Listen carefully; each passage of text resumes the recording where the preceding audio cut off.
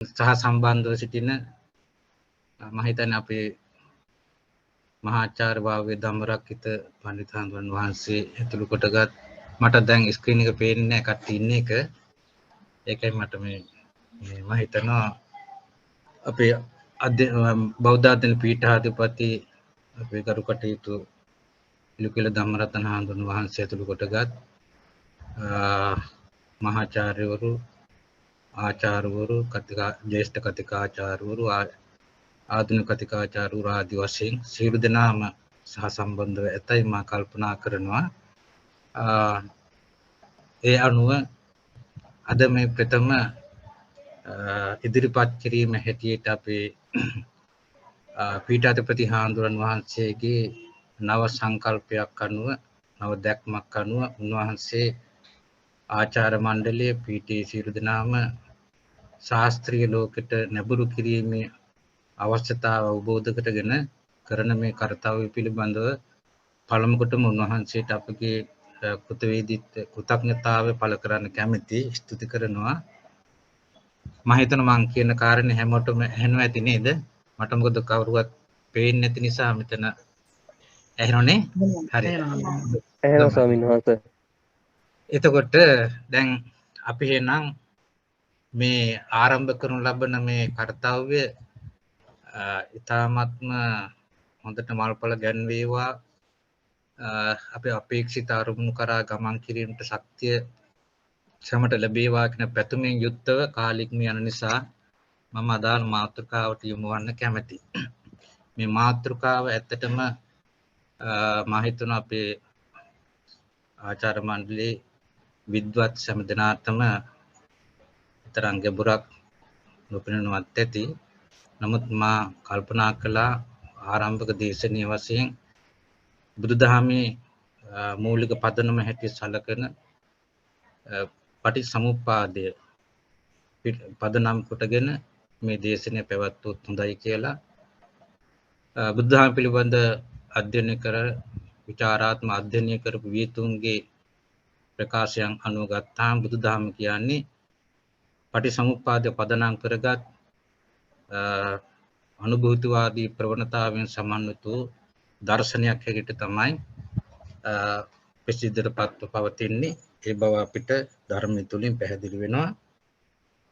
ඉතින් මාතෘකාව අනුව දැන් මේ මගේ තිරේ වැටිලා තිබෙනවා වෙන නමක් මුල් බුද්ධ සමාහා මාධ්‍යමික දර්ශනය. ඒ දාර්ශනික පදනම පිළිබඳ තමයි විමර්ශීමක් කිරීමට අපේක්ෂා කරන්නේ. අපි දන්නා බුදුදහමේ මූලික පදනම පටිච්චසමුප්පාද කියන කාරණේ හැමදෙනාම පිළිගන්නා කාරණයක් කියන බව. ඊ ධම්මා හේතුප්පබවා තේසං හේතුන් තථාගතෝ ආහ තේසං චයෝ නිරෝධෝ එවං වාදි මහා සමනෝ අස්සජී හාමුදුරන්ට උපතිස්ස පිරිවැජිය හමු වෙච්ච අවස්ථාව ප්‍රකාශ කළ මේ බුදුදහමේ හකුළුවා දේශනා කරපු ගාථාවක් තමයි ඔය. එතකොට ඒ තුලින් ප්‍රකට වන්නේ පැහැදිලි වන්නේ යමක් හේතු ප්‍රත්‍යයන් හටගත්තද ඒ ඇතිවීමට හේතුව බුදුරජාණන් වහන්සේ දේශනා කළා. ඒ නැති කරන ඒසංචයෝ නිරෝධෝ ඒ නිරෝධයක් නැති කිරීමක් වේද ඒ දුන්වහන්සේ තථාගත බුදුරජාණන් වහන්සේ දේශනා කළා. එවන් වාදීතු බුදුරජාණන් වහන්සේ නම් එවන් වාදී. දැන් ඒ වාද කියන වචනේ එක හතකින් වාද සංඛ්‍යාත සියලුම දෘෂ්ටියෙන් බුදුරජාණන් වහන්සේ බැහැර කරපු උත්තමයෙක් කියන එකත් මෙහිදී සිහිපත් කළ යුතු තියෙනවා. කොහොම නමුත් හඳුන්වාලීමේදී මේ වචන භාවිත විවහාරික වචන භාවිතා කරන ඉපයි අපි මේ සියල්ල කරන්න. ඒ අනුව තමයි ඒවං වාදි මහා සමනෝ කියලා දේශනා කරන්නට ඇත්තේ. කොහොම නමුත් පටිච්චසමුප්පාදය බුදුදහමේ දාර්ශනික පදනම කිව්වහම එක පැත්තකින් බොහෝ දෙනෙක් හිතන්නේ මේ සසර පැවැත්ම නැවැත්ම ආදී මේ මූලික කරුණු සම්බන්ධයෙන් විතරක් මේ පටිච්චසමුප්පාදය උපයෝගී වන්නේ කියලා බැලුවාම සමස්ත බුදුදහම සියලු කරුණු සම්බන්ධයෙන්ම පටිච්චසමුප්පාදය හේතුඵල ධම න්‍යායාත්මක දාර්ශනිකව සම්බන්ධ වෙන බව සඳහන් කළ යුතුයි. මෙහිදී අපිට කියන්න බොහෝ කරුණු තියෙන නිසා අපි මම මේ ටිකක් ඉක්මනින් කියාගෙන ගියාට මම හිතන නුවණින් කල්පනා කර බලන්න. අපි දන්න බුදුරජාණන් වහන්සේ පළමු ධම් දෙසුමේදීම දේශනා කරපු කාරණයක් තමයි මජ්ක්‍ධිමා පටිපදා තථාගතේන අபிසම්බුද්ධා. බුදුරජාණන් වහන්සේ මජ්ක්‍ධිමා පටිපදා මධ්‍යම ප්‍රතිපදාවක් අවබෝධ කරගත්තාය. ඒ නිර්වාණ අවබෝධය සඳහා නිර්දේශ කරන තියෙන කාරණය ඒ තුලින් ගම්ම්‍ය වෙනවා. ඒකට බුදුදහම කියන්නේ එක අතකින් ඒ නිර්වාණ මාර්ගය මධ්‍යම ප්‍රතිපදාවක් හැටියට අර්ථ ගන්නවල තියෙනවා. ඒ මජ්ක්‍ධිමා පටිපදා කියන ඒ ශ්‍රී සම්බුද්ධ දේශනා පාඨය පදනම් කොටගෙන තමයි පශ්චාත් දාර්ශනික සම්ප්‍රදායක් වන මාධ්‍යමික සම්ප්‍රදාය ඒ නමින්ම තමයි බිහිවන්නේ. ඒ පිළිබඳ අවධානය යොමු කිරීම හොඳයි. එතකොට මාධ්‍යමික දර්ශනය තුළින් එදා අපි දැන් චතුර්විධ බෞද්ධ සම්ප්‍රදායන් අතර මාධ්‍යමික දර්ශනය සුවිශේෂ වෙන බව. මහායානික ගුරුකුල දෙකෙන් යෝගාචාර සම්ප්‍රදායත් මාධ්‍යමික සම්ප්‍රදායත් මේ දෙක තමයි මහායාන ගුරුකුල හැටියට අපි සලකන්නේ. ඒනොත් මාධ්‍යමික දර්ශනය ප්‍රමුඛත්වයලා සලකනවා. එතකොට ඒ අනුව නාගාර්ජුන පාදයන්ගේ අපේක්ෂාව උනේ කුමක්ද කියන බව අපි එතුමාගේ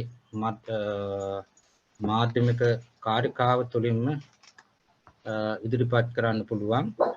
සර්ව දෘෂ්ටි ප්‍රහාණාය යක් සද්ධර්ම මදේශයත් අනුකම්පා උපාදාය තන් නමස්යාන් ගෞතම. සියලු දෘෂ්ටීන් ප්‍රහාණය කිරීම සඳහා අනුකම්පා සහගතව ධර්මයේ දේශනා කළ ගෞතම බුදුරජාණන් වහන්සේට මම නමස්කාර කරමි කියන නමස්කාරයෙන් තමයි එතුමා බුදුරජාණන් වහන්සේ වෙනුවෙන් සිදු කරනු ලබන්නේ. ඒ තුලින් ගම්ම්‍ය වන්නේ ਸਰව දෘෂ්ටි ප්‍රහාණය. සියලු දෘෂ්ටීන් ප්‍රහාණය කිරීම සඳහා තමයි එතුමා මාධ්‍යමික දර්ශන ගොඩනගන්න කියන එක මේ තුලින් පැහැදිලි වෙනවා. බුදුදහම මධ්‍යගත දර්ශනයක්.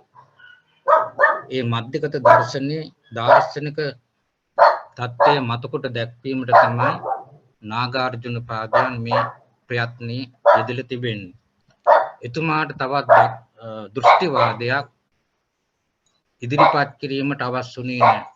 තවත් අන්තවාදී දෘෂ්ටිවාදයක් බිහි කරන්නට අවශ්‍යුනේ නැහැ. එතුමා අවශ්‍යුනේ බුදුදහම සම්බන්ධයෙන් මේ වෙනකොට පැවතින කියන්නේ තත්කාලීනව පැවති අනේක විද අන්තවාදී දෘෂ්ටි කියන දේවල් බැහැර කරමින් සැබෑ වූ බුදුදහම කුමක්දයි? ඒ බුදුදහමේ දාර්ශනික තත්ත්වය කුමක්දයි? පදනම කුමක්දයි? මතකොට දැක්වීමටයි අවශ්‍යුනේ. එහි ගෞරවය හිමිවන්නේ ආචාර්ය නාගාර්ජුන පාදයන්ට කියන බව මෙහිදී සිහිපත් කළ යුතුයි. එතකොට මධ්‍යගත දර්ශනයක් වශයෙන් ගත්තාම බුදුදහම මුල් බුදු සමය තුළින් ගම්ම්‍ය වන මධ්‍යගත දර්ශනය කුමක්ද? මේ පටිසමුප්පාදය තුළින් මතකොට දක්වන මධ්‍යගත දර්ශනය. දැන් අපිට මෙහිලා සිත යොමු කරන්න පුළුවන් බුදුරජාණන් වහන්සේ පටිසමුප්පාද සම්බන්ධයෙන් කළ පැවති අන්තවාදී දෘෂ්ටිවාද හතරක් බැහැර කරන්නට යෙදෙනවා. ඒ අන්තවාදී දෘෂ්ටිවාද හතර අපි සාමාන්‍යව මේ සායංකතං දුක්ඛං පරංකතං දුක්ඛං එහෙම වෙන්නේ තියෙන්නේ. නමුත් අපි ඒ අර්ථයේ නන්දම කියනවා නම් සත උත්පාති පරත උත්පාති ද්වාභ්‍යං උත්පාති අහේතු අප්‍රත්‍ය. නැත්නම් සායංකතවාදී පරංකතවාදී උභයතාවාදී අදිච්ච සමුප්පන්නවාදී. ඒ මාකච්ඡාන සූත්‍රය සඳහන් වන ඒ පාඨයෙන් ඒ තුලින් පැහැදිලි වන්නේ එකල්ලි පැවති පටිසමුප්පාද සම්බන්ධයෙන් වැරදි දුරුමත හතරක් උන්වහන්සේ බැහැර කරන්නට යෙදුනා කියන කාරණය. මේ කාරණියම නාගාර්ජුන පාදයන් තම දර්ශනය ගොඩනැගීමේදී යොදා ගැනීම මෙහිලා ඉතාමත්ම සතුටට කරුණා.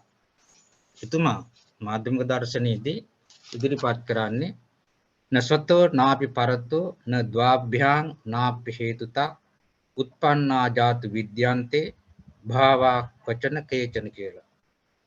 තමා කෙරෙන් හෝ අනුන් කෙරෙන් හෝ තමා සහ අනුන් කෙරෙන් හෝ අහේතුකව හෝ ඇතිවන්නා වූ භාව කිසිවක් කිසි තැනෙක නැත්තේ යනු එහි අදහස. ඒ අනුව ඒ තුලින් ගම්‍ය කරන්නේ සත උත්පත්ති පරත උත්පත්ති ද්වාභ්‍යාං උත්පත්ති අහේතුක උත්පත්ති කියන මේ කරුණු හතරයි. ඒ බුදුරජාණන් වහන්සේ විසින් එදා බැහැර කරන්ට ලද අන්තවාදී දෘෂ්ටිවාද හතරක් ආචාර්ය නාගාර්ජුන පාදයන් විසින්ද මෙලෙස බැහැර කරන්ට යෙදුණා. එසේ බැහැර කරමින් තමයි එතුමා මේ දර්ශනය ගොඩනගන්න කටයුතු කරන්නේ.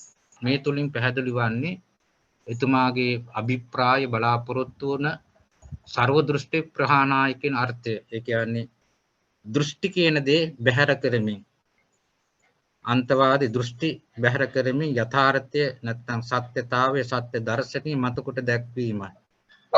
බුදුරජාණන් වහන්සේට අවශ්‍යුනේ ඇත්තටම එකල්ලි පැවති අනේක විද අන්තවාදී දෘෂ්ටි බැහැර කරමින් මිනිසාගේ බුද්ධිය විකසිත කරන්නට. තව විදිහකින් කියනවා නම් දර්ශනයට සිත යොමු කරන්න. දර්ශනය නැත්නම් නුවණින් යථාභූත ඥානි උපදවා ගැනීමට මඟ පෙන්වා දීම තත්ත්වාවබෝධය තත්ත්වාවබෝධය යථාර්ථාවබෝධය ඇති කර දීමයි ලෝකයේ හා ජීවිතයේ සත්‍ය පිළිබඳ සැබෑ තත්ත්වය පෙන්වා දීමයි උන්වහන්සේට අවශ්‍ය වුණේ. ඒ නිසා බුදුරජාණන් වහන්සේ සුත්ත නිපාත ආදී ඒ සූත්‍රයන් අපිට පැහැදිලි වෙනවා. උන්වහන්සේ ඒකල් බ්‍රහ්මජාල සූත්‍රය, සාමාන්‍ය ඵල සූත්‍ර ආදී සූත්‍රයන්ගෙනුත් පැහැදිලි වන්නේ අනේක විද දෘෂ්ටියෙන් උන්වහන්සේ බැහැර කරපු ආකාරය. මොකද දිට්ඨි කියන වචනේ විවිධාර්ථ පවතිනවානේ. ඉතින් දිට්ඨි කියන වචනේ ගැඹුරු අර්ථයක් බුදුදහම තුලින් ගම්ම්‍ය කරලා පෙන්වන්නේ.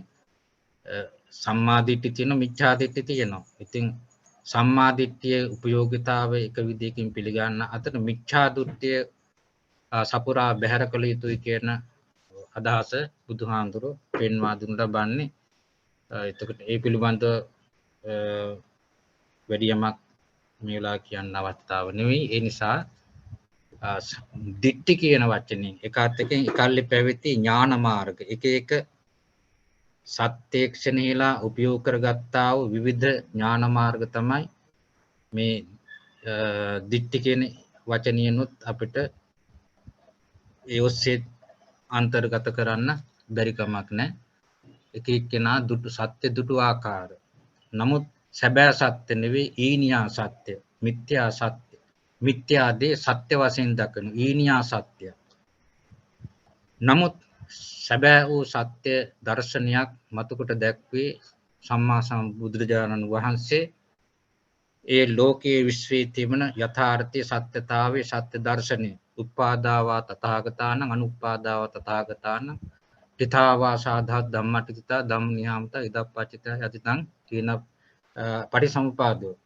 ඉතින් ඒ තුලින් ගාම්‍ය කරන්නේ බුදුතුමෙක් ලෝ උපන්නත් නැතත් ලෝ පවතින සනාතන සත්‍යතාව සත්‍ය දර්ශනය නම් මේ පටිසමුපාදයයි කියන එක. ඒ තුලින් පෙන්වා දුන්න ලබන්නේ ලෝක යථාර්ථයයි. ලෝක කියන වචනේ අර්ථය ධර්මානුකූල කිවතොත් හේතු ප්‍රත්‍යයන් හටගත්තා වූ යමක් වේද ඒ තමයි ලෝක. ලුජ්ජති පලුජ්ජති ලෝක කැඩෙන විදින අර්ථයෙන් ලෝක කියන වචනේ බුදුදහම තුළ භාවිතා වෙලා තියෙන. සත්‍ය කියන්නේ ලෝක, සංකත කියන ගණියලා සලකන සියල්ලමත් ලෝක. ඒ තුලින් මේ පටිසමුප්පාදි තුල නැත හේතු ප්‍රත්‍යයන් ජනිත වූ ධර්මයන් යථා ස්වභාවය පෙන්වා දෙනවා. උපාදෝ පඤ්ඤායති වයෝ පඤ්ඤායති තිතසඤ්ඤතත්තම් පඤ්ඤාති ආදී වශයෙන් මේ පෙන්වා දෙන්නේ. ඉපදීම වෙනස් වීමෙන් පැවතීම විනාශ වීම ඒ ධර්මයන්ගේ ස්වභාවය. අනිත්‍ය දුක්ඛ අනාත්ම වශයෙන් ත්‍රිලක්ෂණී තුලින් පෙන්වා දෙන්නේ හේතු ප්‍රත්‍යයන් ජනිත වූ ධර්මයන්ගේ යථා ස්වභාවයයි. දැන් එතකොට බුදුදහමේ ඒ මූලික පදනම පටිසමුප්පාදය තුළින් එකාත්තකින් ලෝක යථාර්ථය විග්‍රහ කරනවා පෙන්වා දෙනවා. එහිලා දෘෂ්ටි කියන දේවල් බැහැර කරන්නේ කොහොමද කියන මේ වචනේ අපිට මෙහිලා ගැඹුරින් යමක් ප්‍රකාශ කිරීමට අවශ්‍යතාවය තියෙනමක් නිසා මුලින්ම මා සදා ආරම්භකදී කිව්වා පටිසමුප්පාද සම්බන්ධයෙන් පැවති දුරුමත හතරක් බුදුහාඳුරු බැහැර කරන්නට යුතුනා කියන කාරණය. ඒ එසේනම් කුමද්ද මුල් බුදු සමය තුලින් ගම්වන ඒ දාර්ශනික පදනම නැත්නම් පටිසමුප්පාදින් ගම්වන දාර්ශනික පදනම කුමද්ද? කෙටියෙන් ඒ සම්බන්ධයෙන් සිත යොමු කළොත් නලකලාප සූත්‍රයේලා සිත යොමු වෙනවා. එහිදී පෙන්වා දුන් ලබන්නේ සීයතාපියාවසු නලකලාපිය අඤ්ඤමඤ්ඤ නිසා තිත්තේය.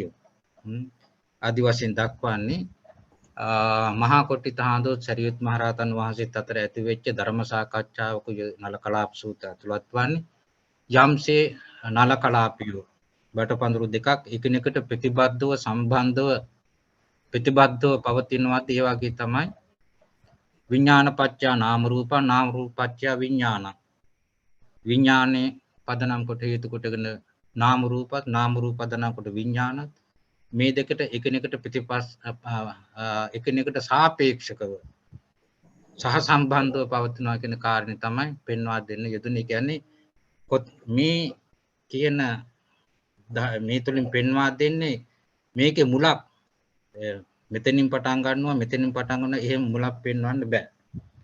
දැන් ද්වාදසාංග පටිසම්පාද ගත්තත් ඒකේ අවිජ්ජා කියලා දේශනා කරාට අවිජ්ජා කියලා මිනිසුන්ට පැහැදිලි කරන්න ඕන නිසා තමයි අවිජ්ජාවෙන් පටන් ගත්තේ. නමුත් අවිජ්ජාවටත් හේතු තියෙනවා. අවිජ්ජාවට ආසව සමුදය අවිජ්ජා සමුදය ආශ්‍රව හේතුන් තමයි අවිජ්ජාව ඇති වෙන්නේ. ඉතින් ඒක දිගට යනවා. මේවා අර රෝදයක් වගේ චක්‍රයක් වගේ එකිනෙකට ප්‍රතිබද්ධයි සම්බන්ධයි. ඒ නිසා කොතනින් පටන් ගත්තත් මේ සාපේක්ෂතාවය එකිනෙකට ප්‍රතිබද්ධ බව සම්බන්ධතාවය දිගට ගමන් කරනවා. එතකොට නලකලාප සූත්‍රය තුළින් පෙන්වා දුන් ආකාරයෙන් ධර්මයන්ගේ සාපේක්ෂතාව එකිනෙකට සම්බන්ධතාවය කියන්නේ හුදකලා තනි පැවැත්මක් කිසිම හේතු ප්‍රත්‍යයෙන් ජනිත වූ ධර්මයකට ඇත්තේ නැත. හුදකලා පැවැත්ම කියන්නේ තනි පැවැත්මක්. තව විදිහට කියනවා නම් ස්වතන්ත්‍ර ස්වාධීන ස්වෛරීයයි කිව හැකි ධර්ම කිසිවක් නැහැ. සියලු ධර්ම එතකොට අන්‍යෝන්‍ය සහ සම්බන්ධතාවම තමයි පැවැත්ම සිදුවනු ලබන්නේ. මගේ අපි පසු සාකච්ඡා කරමු. දැන් මේ කියන පදනම මේ කියන අදහස. එතකොට කච්චාන සූත්‍රයෙන් මේ පැහැදිලි කරන්නේ අත්තිතංච නත්තිතංච ඇත නැත කියන ද්වන්ද චරණයක ප්‍රතඥ සත්‍ය පුජ්‍යලයා යෙදී සිටිනවා. එක්ක ඇත නැත්තම් නැත. ඕකම තමයි ශාස්ත්‍රත උච්ඡේද කියලාත් සඳහන් කරන්නේ. ඕකම තමයි කාමසුඛල්ලිකාණ යෝගී අත්තිකිලමතාන යෝ කියලාත් බුදුදහම තුළ පෙන්වා දුන් ලබන්නේ. ඔය කියන අන්තවාදීන්ගෙන් නැත්තම් ඔය ද්වන්ද චරණයෙන් මිදීම ඒතේතේ උභෝ අන්තේ අනුපගම්ම මජ්ක්‍ධිමා පටිපදා තථාගතේන අභිසම්බුද්ධා කියලා වදාලේ මේ අන්තද්වෙන් මිදීම. මේක වරදවා ගත්ත අය සිටිනවා. ඒ කියන්නේ කාමසුකල්ලිකාණෙන් ටිකකුයි අත්තිකිලමතාණෙන් ටිකකුයි එකතු කර හදාගත්ත මේ දෙයක් තමයි මජ්ක්‍ධිමා පටිපදා. එහෙම කිව්වොත් මේක අච්චාරුවක් කියලා සමහර අය හිතන් ඉන්නේ. ඒකෙන් ටිකයි මේකෙන් ටිකයි අරගෙන හදාගත්ත නිසා මජ්ක්‍ධිමා පටිපදා. සම්පූර්ණම ඒ අර්ථ විරෝධී ඒ කියන්නේ ධර්ම විරෝධී අදහසක්. එහෙම අදහස වියතුන් අතර නෙවෙයි. ඒතේත උභවන්තේ අනුපගම්ම කියන වචනේ අනුපගම උපගම්ම අනුපගම්ම නොඑළබ. එතකොට කිසිදු සම්බන්ධයක් මේ කියන අන්ත දෙකේ කිසිදු සම්බන්ධයක් නැත කියන එක පැහැදිලි. එතකොට ඒ තුලුණු පෙන්වා දෙන්නේ අපි දන්නවනේ සමස්ත දෘෂ්ටි ගත්තාම ගොඩවල් දෙකකට අපිට බුදුදහමට අනුව බෙදා දක්වන්න පුළුවන් ප්‍රධාන ගොඩවල් දෙකක්. ඒ තමයි උච්ඡේදවාදය, ශාස්ත්‍රවාදය. ඇත නැත කිව්වේ ඕක තමයි. ඈ ඕක තමයි අත්තිකිලම කාමසුකල්ලිකාණ යෝගී අත්තිකිලමතාණ කියලා වදාලේ ඕකයි. එතකොට ඒතේ උභෝ අන්තය අනුපගාම කිව්වම ඒ අන්ත දෙකම සම්පූර්ණම බැහැර ඒ කියන්නේ ਸਰව දෘෂ්ටි බැහැර කිරීම. සීල දෘෂ්ටියෙන් බැහැර කිරීම. ඒ ਸਰව දෘෂ්ටි ප්‍රහාණ කරපු කෙනෙකුට තමයි යථා භූත ඥාන දර්ශනය ඇතිවන්නේ. යථා භූතං ඥාන දර්ශනං උද්දපාද කියන්නේ. ඒ කියන අන්තවාදී දෘෂ්ටියෙන් සපුරාම විනිර්මුක්ත වූ මිදුනා වූ සිතත් තුළ තමයි දර්ශන සම්පත්තිය ඇතිවන්නේ. දර්ශනේන සම්පන්නෝ. දර්ශන සම්පත්තිය ඇති කර ගැනීම තමයි ඊට වැදගත් වන්නේ. ඒ දර්ශන සම්පත්තිය කියන්නේ එතකොට දර්ශන සම්පත්තිය ඇතිවන්නේ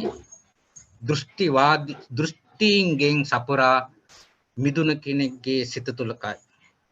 දෘෂ්ටියෙන් මිදුන කෙනෙකු තුල. දෘෂ්ටි ගතිකයා සත්‍ය නොදකි.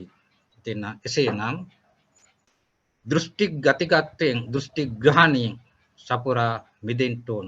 දිට්ඨින්ච අනුපගාම සීලවා කියලා දර්ශනින සම්පාදන කළ සඳහන් කළෙත් ඒකයි. එතකොට මේ කියන මේ දාර්ශනික පදනම එතකොට අන්තවාදී දෘෂ්ටියෙන් බැහැර වූ ඇත්තටම මේ නලකාලාප සූත්‍රයේ ඇහෙන්නේ නැද්ද? මුත් ප්‍රශ්නයක් තියෙනවද? එතකොට මේ අන්තද්වයෙන් දෘෂ්ටි වලින් සපුරා මිදීමක් ගැනයි බුදුදහම අවධාරණය කරනු ලබන්නේ. දැන් ඔය කියන අදහස මොකද්ද අපි මාධ්‍යමික දර්ශන පැත්තට යොමු කළොත් මුලින් සඳහන් කළා වගේ මාධ්‍යමික දර්ශනේ ආදිතමය හැට සලකන අපි ආචාර්ය නාගාර්ජුන පාදයන් වහන්සේ ගේ අවශ්‍යතාව අපි මුලින්ම සඳහන් කළා. සීල දෘෂ්ටියෙන් බැහැර කරමින් බුදුදහම යථා දාර්ශනික ඒ කියන්නේ සාපේක්ෂතාව පටිසමුප්පාදයේ තුලින් මතකොට දක්වන ඒ දාර්ශනික පදනම පෙන්වා දීමයි කියලා එතුමාට අවශ්‍ය වුණේ. ඇත්තටම මහායාන දර්ශනයේ ප්‍රභවය ගැන සඳහන් කරනකොට මේ ප්‍රභවයට තුඩු මූලික හේතුන් අතර එකක් තමයි ඒ කියන දෘෂ්ටිවාදී අන්තවාදී අදහස් වලින් බුදුදහම විකෘත තත්ත්වයට පත් කිරීම බුද්ධ භාෂිතය විකෘත කොට ඉදිරිපත් කිරීම ආදී වීම නිසා තමයි තුමා මේ දර්ශනයේ ගොඩ නගන්න කටයුතු කරන්නට දුන්නේ. ඒකාතකින් බලතොත් මේ මාධ්‍යමික දර්ශනයේ මහායාන දර්ශනයක් කියලා කියන්න බැරි තරමට කියන්නේ මහායානයේ අනිත් සූත්‍ර දේශනා ගැන මේක සඳහන් වෙන්නේ නැහැ. මේක කතා වෙන්නේ ඇත්තටම මුල් බුදු සමයේ තියෙන ඒ දාර්ශනික தත්ත්වය ගැන තමයි මේක දිගටම විග්‍රහ වන්නේ. එහෙම කෙනෙකුට ඕනනම් කරුණ ඒ සඳහා සනාත කරන්න කරුණ ඉදිරිපත් කරන්න බැරි කමක් නැහැ. මක් නිසාද ඒට අදාළ කරගත හැකි කරුණු මේ සාධක මේ තුලිනු මේ මාධ්‍යමික දර්ශනය තුලින් නැත්නම් මූල මාධ්‍යම කාර්යකාව තුලින් ඉදිරිපත් වෙන නිසා. දැන් අපි බලමු එතකොට නාගාර්ජුන පාදයන්ගේ ඉදිරිපත් කිරීම සම්බන්ධයෙන් ගත්තොත් එතුමා සඳහන් කළේ එතකොට කියාපු පටිච්චසමුප්පාද සම්බන්ධයෙන් පැවති ධර්මත හතරම එතුමාත් විසින් බැහැර කරන්ට තුන සත උත්පත්ති ප්‍රතිඋත්පත්ති ආදී වශයෙන් සඳහන් කරපු. ඉතින් මම එකක් ගානේ විස්තර කරන්න යන්නේ නැහැ. මක්නිසාද කාලය ගැන සලකලා කෙටියෙන්ම කිව්වොත් සත උත්පත්ති කියලා කිව්වේ සාංකතවාදී කියන්නේ එකනේ. හේතු තුළ ඵලය ඇත, හේතුවත් ඵලයක් අනන්‍යයි කියන අදහස. එතකොට පරතුත්පත්ති කියලා කිව්වේ ඵලය තුළ හේතුව ඇත, හේතුවත් ඵලයක් අන්‍යතරයි. දෙකක් කිය. හේතු එකකේ ඵලය තව එකකේ. උභයතාවාදී කියලා නැත්නම් ද්වාභ්‍යාං උත්පත්ති කියලා කිව්වේ අර මුලින් කියාපු දෙකේම එකතුවක්. මුලින් කියාපු දෙකේ එකතුවක් තමයි තෙවැන්නෙන් ඉදිරිපත් කරනු ලබන්නේ. ඉතින් යම් ප්‍රකාශයක් යම් ප්‍රස්තුතියක් වෙන්වෙන්ව ගත් කල අසත්‍ය වේ නම් බොරු වේ නම් එවන් අසත්‍ය දෙකක් එකතුව සකස් වූ තුන්වෙනි බොරුව සාකල්යෙන්ම අසත්‍ය බොරුවක් මිත්‍යාවක් බවට පත් වෙනවා. අද විවහාරී භාෂාවෙන් කියන පට්ටපල් බොරුවක් බවට පත් වෙනවා. ඒ නිසා සපුරා බැහැර කිරීමක් වෙනවා. ඉතින් අදිච්ච සමුප්පන්නවාදී සපුරාම දෙකෙන්ම බැහැර කරලා තියෙනවා. දැන් එහෙම බැහැර කරමින් මේ ආචාර්ය නාගාර්ජුන පාදයන් ඉදිරිපත් කරන්නේ හේතු ප්‍රත්‍යයෙන් ජනිත කිසිවකට භාව අභාව වශයෙන් සැලකිය හැකි ප්‍රත්‍යාදීන් දක්නට ප්‍රත්‍යාදී දකින්ට ලැබෙන්නේ නැත. ස්වභාවයක් දක්නට නැති කල්ලි පරභාවයක්ද දක්නට නැත. ඒ වගේම යමෙක් ස්වභාව පරභාව අභාව යනාදී වශයෙන් දකුණු කැමැති වෙනවද? එබඳු අය බුදුරජාණන් වහන්සේගේ ධර්මයේ යථා ස්වභාවය දකින්නේ නැත. ये පස්සන්ති නපස්සන්ති තේ තත්තම් බුද්ධ ශාසනේ. භාව අභාව පිළිබඳ මනා ලෙස දන්නා වූ ඒ භාගවත් බුදුරජාණන් වහන්සේ විසින් කච්චායනෝවාද සූත්‍රයේ ඇත නැත යන අන්ත දෙක ප්‍රතික්ෂේප කරන ලදී කියලා තවදුරටත් ඔහු සඳහන් කරන ලබනවා. එතකොට අපි මෙහිලා කෙටි කොට කියනවා නම් පසු කාලීනව සම්මේම කියන වචනේ වාදාපන්නයි. මං ඍජුව කියන්න කැමති අභිධර්මය කියන්නේ බුද්ධ භාෂිතයක් නෙවෙයි. ඒ පසු කාලිනව විද්වත් භික්ෂුන් වහන්සේලා විසින් සකස් කරගත්ත නවතම ධර්මීය අභිධර්මයයි. ඒක තමයි මේ පැටලැවිල්ල බොහෝ සෙයින් සිද්ධ වෙලා තියෙන ආභිධම්මිකයන් විසින්. මොකද හේතු ප්‍රත්‍යයන් ජනිත ධර්ම වලට स्वतंत्र स्वाधीन स्वෛරී බවක් ප්‍රදාන කරන්නේ අභිධර්මයේ තුල. ආවිදයට කියනවා නම් මම මේ පොත්පත් මගේ මේ මනස මතකින් මම මේ සඳහන් කරන ලබන්නේ මේ කරුණු. එතකොට පරමාර්ථ වශයෙන් ධර්ම සලකා ගැනීමක් කරන්නේ ආභිධම්මිකයන් විසින්. සම්මුති පරමාර්ථ ද්විසත්‍යක ප්‍රභවය ද්විසත්‍ය සත්‍ය දෙකක පිළිබඳ සඳහන් කරන ලබනවා. එතකොට ඒ ද්විසත්‍ය දැන් මගේ දේශනාව මම දිගට කරන්නේ මේක මෙයා කරන්නේ නැතුවම මොකද කාලේ පටු නිසා ටිකක් හින්දා මම ඔයත් ඔයගොල්ලන්ට සමහරට දකින්න නොලැබෙන්නේ නැති මම ඉදිරිපත් කරන්න. එතකොට පරිහරණ මජ්ක්‍ධිමා පටිපදා ඔය තියෙන ඒ කරුණ ටික. එතකොට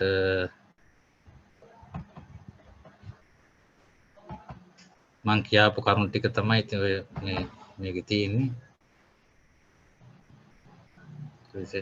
භාව අනාත්ම සාසතුච්ඡේද අස්තිච නාස්තිච භාව අභාව ආත්ම අනාත්ම සත් අසත් ආදී අන්තවාද දෘෂ්ටියෙන් විනිර්මුක්ත වූ මෙම මධ්‍යක දර්ශන මුල් බුද්ධ සමයේ බුද්ධිසම් දාර්ශනික පදනම. එතකොට මේ තියෙන්නේ නලකලාප සූත්‍රය ඇතුළත් වන කාරණේ. නලකලාප සූත්‍රයේ සයථාපියවසෝ දේ නලකලාපිය අඤ්ඤමඤ්ඤ නිස්සාතිත්තයම්. දැන් මම නවත්වපු දැන ඉඳලා මම යන්න. මොකද මේක කාටවත් දකින්න පුළුවන්. මට අවශ්‍ය කරන කරුණ ටික මට ඉදිරිපත් කිරීමයි කියලා මම හිතනවා වැදගත් වන්නේ කියලා. එතකොට මම නවත්වපු තැනින් යන්න. දැන් දේශනේ සමග යනවා නම් පරමාර්ථ වශයෙන් ධර්ම සලකා ගැනීම දැඩිසේ විවේචනීයට මේ මහායානිකයන් තුල ඇතුණ විවේචනාත්මක කාරණයක් තමයි පරමාර්ථ ධර්ම සම්මුති වශයෙන් පවතිනවා යම පරමාර්ථ වශයෙන් නැත. ඒ සම්මුති පරමාර්ථ කියන සත්‍යද්වේක නිර්මාණය මේ ආභිධර්මී ප්‍රභවයත් සමග සිදුවන දෙයක්. එහිලා ප්‍රශ්න ගොඩක් ඇති වුණා. ඒ අනුව තමයි මේ ධර්ම සම්බන්ධයෙන් ධර්මවාදයක් ඇති වුණා. ධර්මවාදී ෂණවාදයක් බවට පත් වූ බව ඔබ සෑම දෙනා දන්න කරුණක්. ධර්මවාදයේ තුලින් ෂණවාදයක් ඇති වුණා. ඒ ෂණවාදයේ කොයිතරම් නම් ධර්ම විරෝධීද මොකද මේ අභිධර්මාගත ෂණ සම්බන්ධයෙන් කරුණු දක්වනකොට ඒක කොයිතරම් ධර්ම විරෝධීද සිතලා බලන්න. එහි අභිධර්මයට අනුව කියන්නේ උපාද ඨිති භංග. ඒ ආකාරයෙන්. ඒ ඨිති ස්ථිතික්ෂණය පිළිගන්න. ඨිත කියන එකෙන් ඒක ධර්ම පවතින මොහොත ක්ෂණය ගැන කියන මුළු බුදු සමය තුළ ඨිතස්ස අඤ්ඤතත්තම් පඤ්ඤාය ඨිතස්ස අඤ්ඤතත්තම් පඤ්ඤායති කියලා තමයි පවත්නාදී විපරිණාමයට පත් වෙමින් පැවැත්මක් ගැන කියන්නේ ඨිතස්ස අඤ්ඤතත්ත නිබද නිරන්තරයෙන් විපරිණාමයට කැඩීමට විදීමට සිදීමට චංචල බවට සසල බවට පත්වන ස්වභාවයක් ගැනයි මුල් බුදු සමය සඳහන් කරන්නේ නොවනස්ස පවතන මොහොතක් ගැන කියන්න බෑ මුල් බුදු සමයට අනුව. එතකොට ධර්ම පරමාර්ථ වශයෙන් සලකා ගැනීම දැඩි විවේචනයට මාධ්‍යමිකයන්ගේ යොමු වෙනවා. මොකද පරමාර්ථ වශයෙන් ධර්ම සලකාගෙන නැහැ. මුල් බුදු සමය තුළ තියෙන්නේ ධර්මයන්ගේ යථා ස්වභාවය පෙන්වා දීම අනිත්‍ය දුක්ඛ අනාත්ම වශයෙන් ඒ තුලින් මම මාගේ වශයෙන් ගත හැකි සැලකිය හැකි ආත්ම වශයෙන් ගත හැකි කිසිවක් නැහැ කියන එක බව පෙන්වා දෙන ඒ මුල් බුදු සමයාගත ශූන්‍යතාව එක අතකින් ඒ තුලින් ගම්ම්‍ය කර පෙන්වනු ලබන්නේ. මුල් බුදු සමය තුලින් ගම්ම්‍ය වන ශූන්‍යතාව කෙටි මා සඳහන් කළොත් මේ වෙලාවේ ඒ ශුන්‍යතෝ ලෝකං අවික්කස්සෝ ආදි වශයෙන් බුදුහාරු පෙන්වා දිවදා ලෝකය ශූන්‍ය වශයෙන් දකින්න කියලා අත්තේනවා අත්තනීනවා ආත් වශයෙන් හෝ ආත්මන්‍ය වශයෙන් හෝ සැලකිය හැකි ගත හැකි සාරයක් හරයක් කිසිවක් නැති අර්ථයෙන් අනාත්ම නිසා ඒ අර්ථයෙන් තමයි ශූන්‍ය වශයෙන් සඳහන් කරන්නට දුන්නේ.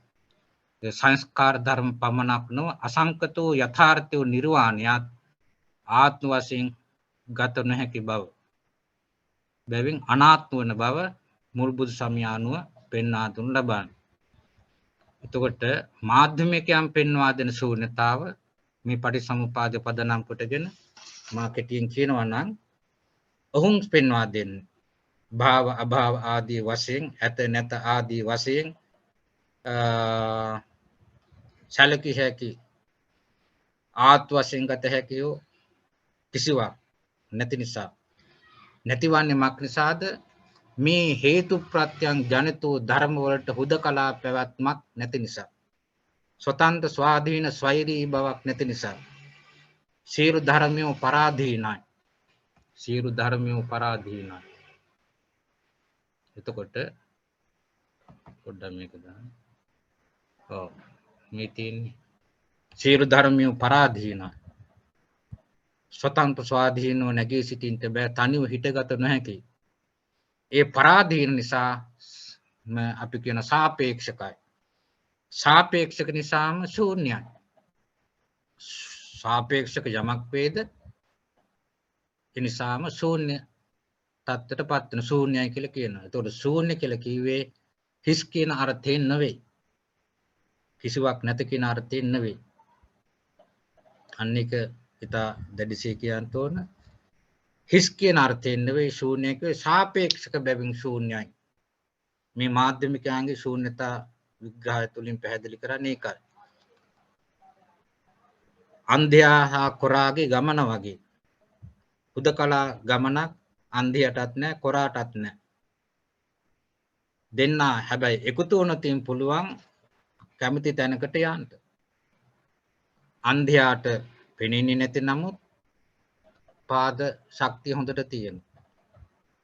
කොරාට යන්න බැරි නමුත් ඇස් හොඳට පේනවා.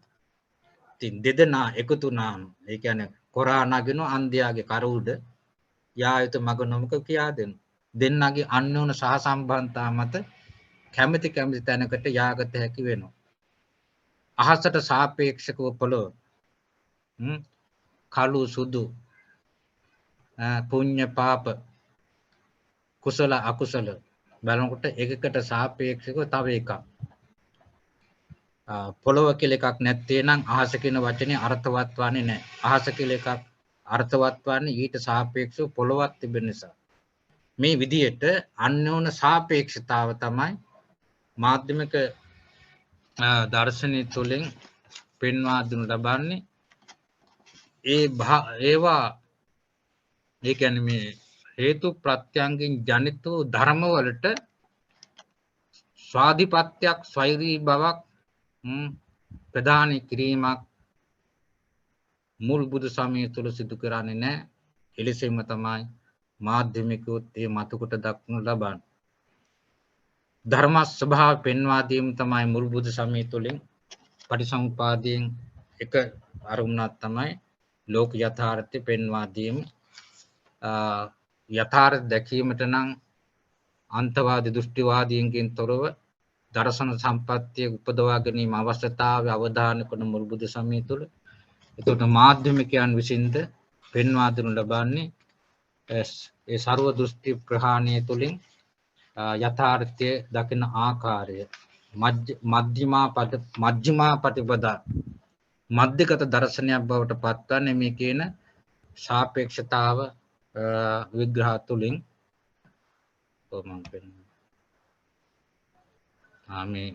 මේ පෙන්වා දෙන ලෝක විද්‍යමාන සියලු ප්‍රපංචයන් තවත් යමකට හෙවත් ඒට ප්‍රතිවිරුද්ධ ප්‍රපංචයකට සාපේක්ෂව පවතී.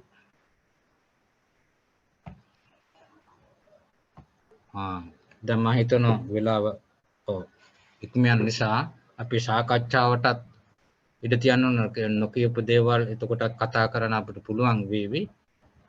මුල් බුදුදහම ඉදිරිපත් කරන පටිච්චසමුප්පාදයට වැඩි යමක් මාධ්‍යමික දර්ශනීය දක්වා නැත. ඒ කියන්නේ මුල් බුදු සමයේ එන පටිච්චසමුප්පාද දාර්ශනික පදනම මතකොට දැක්වීම තමයි මාධ්‍යමිකයන් විසින් සිදු කළ තිබෙන කියන කාරණයයි කියන්නේ. පෙළෙහි දැක්වෙන ධර්මයන් පිළිබඳ හේතුඵලවාදී හා සාපේක්ෂතාවාදී පැවැත්ම මාධ්‍යමික දර්ශනය තුළින්ද තර්කානුකූලව හා න්‍යායාත්මකව තහවුරු කොට තිබේ. මුල් බුදු සමයාගතේ ධර්ම පිළිබඳ හේතුඵලවාදී සාපේක්ෂතාව මාධ්‍යම දර්ශනය තුළ තර්කානුකූලවත් ඒ වගේම න්‍යායාත්මකවත් පෙන්වා දී තිබෙනවා. ඒ අනුව මුල් බුදු දහම හා මාධ්‍යමික දර්ශනය අතර සාපේක්ෂ න්‍යාය පිළිබඳ දාර්ශනික ප්‍රකාශනය සාම්‍ය වෙන බව ගම්‍ය වේ. දැන් එතකොට මේ ගැඹුරු බුදුදහම ඒ වගේම තදුනුගතව සකස් වූ මේ පශ්චාත් මාධ්‍යමික දර්ශනය ඇත්ත වශයෙන්ම මෙහෙම කෙටුකොට පිටුකොට ඉදිරිපත් කිරීමට පුළුවන් කමක් නැහැ. අපි මේ මතු පිටින් අපි ඒ ගැන සැලකිල්ලක් තමයි ඔබගේ අවධානය සඳහා මා විසින් මේ ඉදිරිපත් කරන්නට යෙදුනේ. අපිට මේ ගැන ගැටලු තිබෙන තැන් සාකච්ඡා කරගන්න පුළුවන්. එතකොට මුල් බුදු සමය සහ මාධ්‍යමික දර්ශනය ඒ දාර්ශනික පදනම ගත්තන් පස්සේ ඒ දාර්ශනික පදනම යොදාගෙන තිබෙන්නේ මේ ලෝක යථාර්ථය ඒ වගේම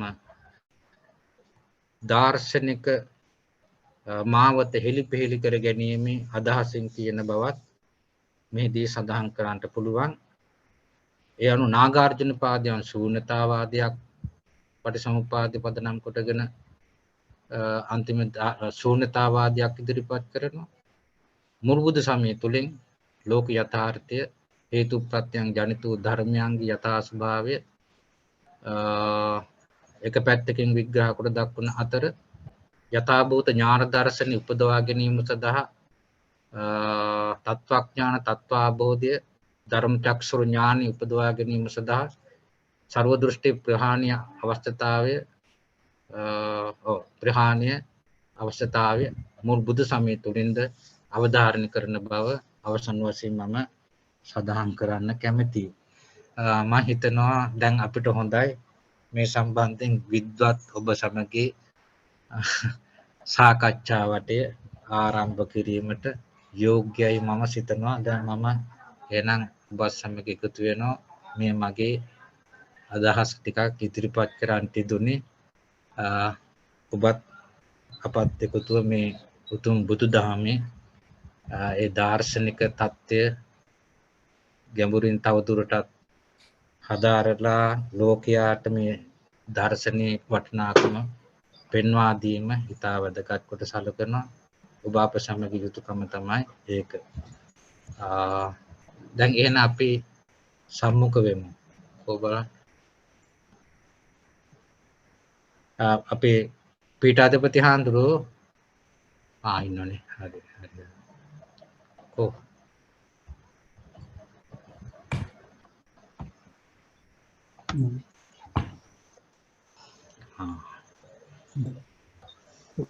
දේශනය පිළිබඳව උක්ත තේමාව යටතේ තම පරිශන ඉදිරිපත් කරන්නට යෙදුණු අතිගෞරවනීය අවසරයි මහාචාර්ය රාජකීය පඬිත පූජ්‍ය පිටිකල විජිතනායක හාමුදුරන් වහන්සේට මේ අවස්ථාව මේ හා සම්බන්ධ වෙන සෑම සියලු දෙනාට යම් මේ ඉදිරිපත් කිරීම හා සම්බන්ධයෙන් මේ ඉදිරිපත් කර තේමාව හා බැඳුණු කරුණු සම්බන්ධයෙන් යම් ගැටලුවක් යම් ප්‍රශ්නයක් යම් ආකාරයෙන් නිරවුල් කර ගැනීමක් අවශ්‍ය නම් ඊට අවස්ථාවයි මේ එළඹිලා තියෙන්නේ. ඔබට ඒ ගැටලු ප්‍රශ්න නිරවුල් කර ගැනීම පිළිබඳව විමසන්න පුළුවන්.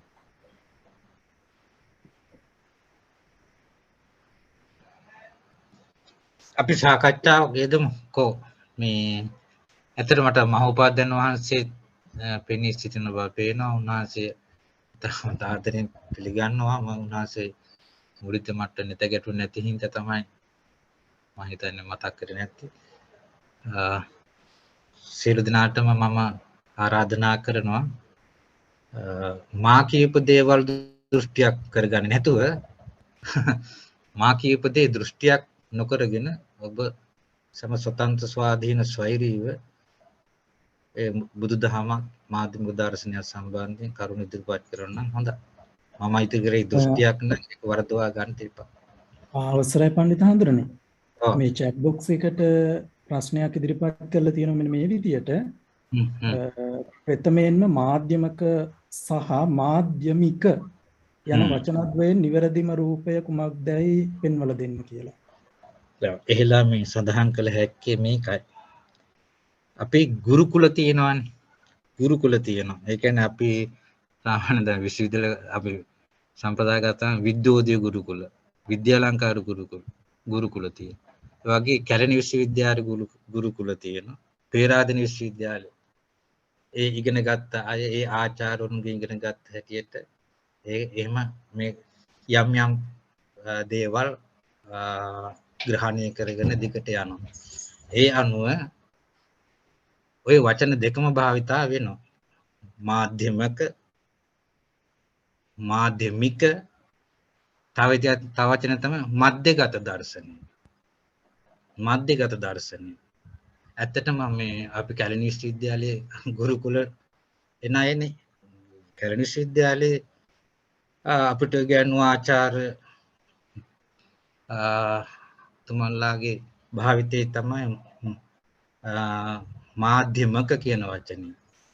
කුරී සර් කියලා අපිට ගෑනු ඒ දවස්වල කුරී සර් කියලා දැයිතුමා නැති වෙලා එතුමා භාවිතා කරන වචනේ තමයි මාධ්‍යමික එක ප්‍රත්‍යය මාධ්‍යමික කියලා.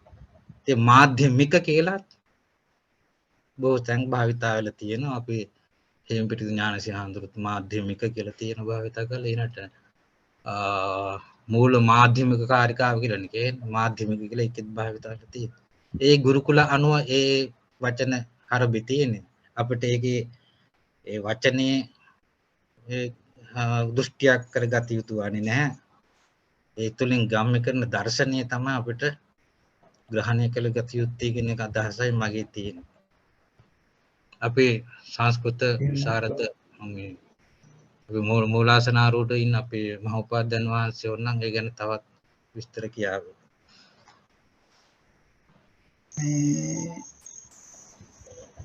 අපේ දේශනයේ සිදු කරන මහාචාර්ය පිටිකල විජිතාන්තරන්ගෙන් අවසරයි.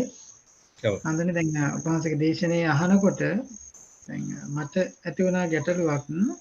මම කියන්නේ මම තීරුම් ගත්ත විදිය දැන් ථේරවාද සම්ප්‍රදාය තුලත් ධර්ම විග්‍රහයක් පැහැදිලි කරනවා.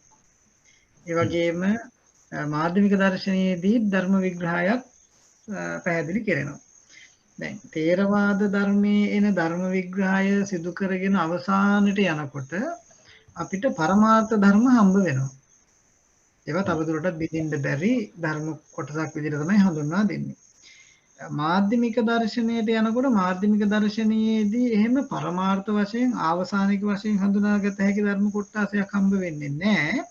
නමුත් අපිට හම්බ වෙන්නේ ශූන්‍යතාවය. සාපේක්ෂතාව මත පදනම් නැත්ත ශූන්‍යතාවය. එතකොට දැන් මේ දෙකේදී ඔය දෙකේ දැන් මුල් බුදු සමය තේරවාද සම්ප්‍රදාය ගන්නකොට තේරවාද සම්ප්‍රදාය පරමාර්ථ ධර්ම හඳුන්වා දෙනවා. හැබැයි මාධ්‍යමික දර්ශනය හඳුන්වා දෙන්නේ ශූන්‍යතාවක්. ඒතකොට මේ දෙකෙන් කොයි දෙකද වඩාත්ම මේ මුල් බුදු සමයාගත ඉගැන්වීම් වලට අදාළ වෙන්නේ? ඒ වගේ ගැටලුවක් මට ඇති වෙලා තියෙන්නේ. ඇත්තටම මෙහෙමයි මගේ අදහස. දැන් තේරවාදී කියලා කියන්නේ කවුද? දැන් තේරවාදී කියලා අපි හඳුන්වන්නේ තේරවාදී සම්ප්‍රදාය තේරීය සම්ප්‍රදාය අපි දන්න එක අඛණ්ඩව පැවතගෙන සම්ප්‍රදායක් බව අපි දන්නවා. ඉතින් නමුත් ඒ තේරවාදී සම්ප්‍රදාය තුළම අපේ භානකවරු හරි නැත්නම් මේ පසුකාලීන අට කතාචාරින් වහන්සේලා විශේෂයෙන්ම බුද්ධඝෝසාන්තර වගේ අටුවාචාරින් වහන්සේලා මේවට මේ මූල බුදු සමයේ ඇතුළත් වන ධර්ම කරුණු වලට අර්ථකථන විවරණ විග්‍රහයන් සැපයීමේදී උන්වහන්සේලාගෙන් සමහර ඒවා විකෘති වෙච්ච අවස්ථා තියෙනවා. කියන්නේ බුදුහාමුදුර අපේක්ෂිත අර්ථයට වඩා වෙනස් වගේ අර්ථ ඉදිරිපත් කිරීම දකින්න ලැබෙනවා. අනික මං කියන්නේ දැන් සෞත්‍රාන්තික තේරවාද මහායාන මාධ්‍යමික යෝගාචාර ඔය නම් වලින් හඳුන්වන අය දැන් අපිව තේරවාදී කියලා හඳුන්වන. තව පිරිසක් අපිව විභජ්‍යවාදී කියලා හඳුන්වන්න මනාප බවක් පෙන්වන බව නැගෙනවා. විභජ්‍යවාදීන් කියන්නේ තේරවාදීන්. මේව මේ අද ඇති වෙලා තිබෙන නව සංකල්ප කියලා පැරණි නමක් තමයි තේරවාදී කියන වචනේ. නමුත් ඒ තේරවාදී සම්ප්‍රදාය පිළිගන්නා මූලාශ්‍ර අතර මුල් බුදු සමය පමණක් නෙවෙයි අට කතා ටීකා අට කතා සන්න ගැටපද ඒ විග්‍රහයන්ොත් තේරීය සම්ප්‍රදාය පිළිගන්නවා. අන්නේ පිළිගැනීම කියන වචනේ ඔස්සේ බලතොත් අර මුල් බුදු සමය තුලින් ගම්ම්‍ය කරන ධර්මාර්ථයන් එලෙසින්ම තේරවාදී පසු පශ්චාත් කාලීන අට කතාවන්හි තත්වාකාරයෙන් විග්‍රහ වී ඇද්ද කියන අදහස තත්වාකාරයෙන් විග්‍රහ වී තිබේද කියන ප්‍රශ්නය මා සිත්ති පවතින. මගේ නම් අදහස බොහෝ කරුණු ඒ මූලික සූත්‍ර දේශනාත් එක්ක එකඟයි. ඇතම් කරුණු තියෙනවා පිළිගත නොහැකි. සමහරට නොමග ගිය අවස්ථාත් අට කතාචාර්ය විග්‍රහයන් තුළ දක්නට නොලැබෙන්නේ නැත කියන අදහසේ තමයි මම ඉන්නේ. අපේ පීඨාධිපති හාමුදුරුවන් වහන්සේ මම කැමති ඇත්තටම මේ විභජ්‍යවාදී තේරවාදී පිළිබඳ වෙනම මාතෘකාවක් යටතේ කතා කරන්න වෙනම මා ශාස්ත්‍රීය දේශනයක් කරනවා නම් හොඳයි කියලා මම යෝජනා කරනවා. දැන් අපි පීඨාධිපති හාමුදුරු එතකොට අදහස් කරේ මම හිතන්නේ මාධ්‍යමික දර්ශනයේ තුලින් පටිසමුපාද පදනම් කොටගෙන ශූන්‍යතාවාදයක් ඉදිරිපත් කරන්නේ ඒ අය स्वतंत्र स्वाधीन स्वෛරීව පැවතිය හැකි පරමාර්ථ වශයෙන් සැලකිය හැකි ධර්ම කියලා කිසිවක් නැත. සියලු ධර්ම සාපේක්ෂකයි. අන්නෝන් උපකාරත්වය මත තමයි පැවැත්ම සිදුවන්නේ. ඒ නිසා ඒ අර්ථයෙන් ඒ විග්‍රහ ඔස්සේ තමයි ශූන්‍ය කියන වචනේ ඔවුන් භාවිතා කරලා තියෙන්නේ. එතකොට මුල් බුදු සමය තුලින් ගම්ම්‍ය කරන ශූන්‍යතාව ආත්ම වශයෙන් හෝ ආත්මන්‍ය වශයෙන් හෝ ඒ තමයි මේසෝ අමස විතුමේ අත්තා ආදි වශයෙන් සැලකිය හැකි කිසිවක් නැති නිසා සියල්ල අනාත්මයි. එතකොට මුල් බුදු සමය තුලත් හිස් කියන අර්ථයක් ශූන්‍ය කියන වචනෙන් භාවිතා වන්නේ අර කියන පදනමට. මොකද අනාත්ම බව අනාත්ම බව ඔය අනාත්ම කියන වචනේ අනාත්ම කිව්වහම ඒකත් මහා විපර්යාස වචන අර්ථය එනවනේ අනාත්ම බැවින් ආත්ම වශයෙන් ගත නොහැකි බැවින් ශූන්‍යයි කියලා මුල් බුදු සමයට අනුව අපිට සැලකිය හැකිව තිබෙනවා ශුන්‍යතෝ ලෝකං අවික්කස්සෝ කියලා මොග්ගරාජ සූත්‍රයේ සඳහන් කරන්නේ ලෝකයේ අපට මම මාගේ වශයෙන් සැලකිය හැකි කිසිවක් නැති කියන අර්ථයෙන් තව මුකුත් තියෙනවද ප්‍රමාණවත්ද අපි දිගට මොන තව කතා කරමු අවසරයි පන්තහන්දනේ තවත් ප්‍රශ්නයක් ඉදිරිපත් කරලා තියෙනවා ලක්මාල් චින්තක සාපේක්ෂ බව නිසා ශූන්‍යතාවය ඇති වේ කියන මේ කියන කාරණය තවදුරටත් පැහැදිලි කරන්න පුළුවන්ද කියලා විමසනවා. තොර මාධ්‍යමිකයන්ගේ ශූන්‍යතාව මුල් බුදු සමයේ ශූන්‍යතාව අපි සඳහන් කළා මාධ්‍යමික ශූන්‍යතාව ගැන තවදුරටත් සඳහන් කළොත් මාධ්‍යමික කාරිකාව තුළ විස්තර වන ආකාරයෙන් ඔහුන් මේ පටිච්චසමුප්පාදය විග්‍රහ කරනු ලබන්නේ කොයි විදිහට කියලා අපි බලමු අප්‍රතීත සමුප්පන්නෝ ධර්ම කච්චින් නවිද්‍යතේ යස්මා තස්මා දසුඤ්ඤෝහි ධර්ම කච්චින් නවිද්‍යතේ ඔහුන් සඳහන් කරන අප්‍රතීත සමුප්පන්න ප්‍රතීත සමුප්පන්න නොවේ යයි කිව හැකි ධර්ම කිසිවක් නැත ඒ කියන්නේ සියලු ධර්මය ප්‍රතීත සමුප්පන්නයි කියන එකයි කිව්වේ යස්මා යම් හේකින් එසේ නැත්තේද තස්මාත් එබැවින් අශූන්‍යෝහි අශූන්‍යයි කිව හැකි ධර්ම කච්චෙන්න විද්‍යතේ ධර්ම කිසි තැනකේ විද්‍යමාන නොවේ තොට මේකෙන් කිව්වේ හේතු ප්‍රත්‍යංගයෙන් ජනිත වූ ධර්ම සියල්ලම ශූන්‍යයි කියන අර්ථයයි අශූන්‍යයි කිව හැකි ධර්ම කිසිවක් නැත මේ ධර්ම කියන වචනේත් පටලවා ගන්න එපා මෙතන මේ ධර්ම කිව්වේ ධම්ම කියන වචනේ විවිධාර්ථ තියෙනවා ඉතින් මේ සන්දර්භයානුකූලව අපි අර්ථය ගත යුතුව පවතිනවා සන්දර්භයානුකූල අර්ථ නුගත්තොත් මහා පැටලෙවිල්ලක් මහා ධර්ම විපර්යාසයක් චින්තන විපර්යාසයක් සිද්ධ වෙනවා ඒ නිසා මෙතන ධම්ම කිව්වේ අපි මෙතන භාවිතා වෙන ධම්ම කියන වචනේ අර්ථය තමයි හේතු ප්‍රත්‍යංගෙන් හටගත්තා කියන ධර්ම හේතු ප්‍රත්‍යයෙන් හටගත් හේතුඵල සම්බන්ධතාව ඔස්සේ සකස් වූ හැදූ වැඩූ නිර්මාණු යමක් වේද ඒවා තමයි ධර්ම කියලා හඳුන්වන්නට දෙන්නේ. එතකොට තව දුරටත් සඳහන් කරනවා යක් ප්‍රතීත සමුත්පාදං ශූන්‍යතාං තාං පිටක්ස්මහේ සා ප්‍රඥාත් රූපාදාය ප්‍රතිපත් සයව මධ්‍යමා යමක් හේතු ප්‍රත්‍යංගින් ජනිත වේද ඒ ශූන්‍යතාවය යයි අපි කියමු කවුද කියන්නේ මේ මාධ්‍යමිකව කියන්නේ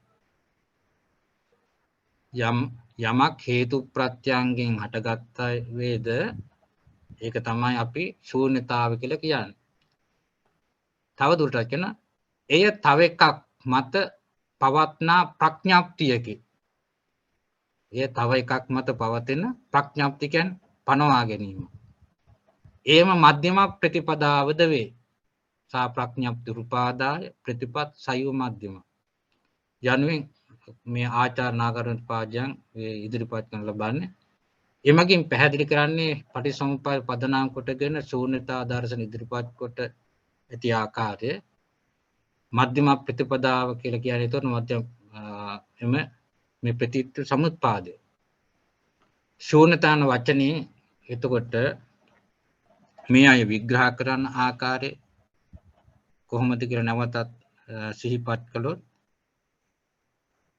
හේතු ප්‍රත්‍යංගයෙන් ජනිත වූ ධර්ම වලට හුදකලා තනි පැවැත්මක් නැත මම මේ සරල බසින් මේ කියන්නේ මේ ධර්ම කියන ඒවා හේතු ප්‍රත්‍යයෙන් හටගත් මේ ධර්ම කියන ඒවා තනිව පවතින්නේ නැහැ කියන්නේ තනි පැවැත්මක් නැහැ පැවැත්ම කියන්නේ එකකට තව එකකට සාපේක්ෂකව තව ඒක පැවැත්මක්.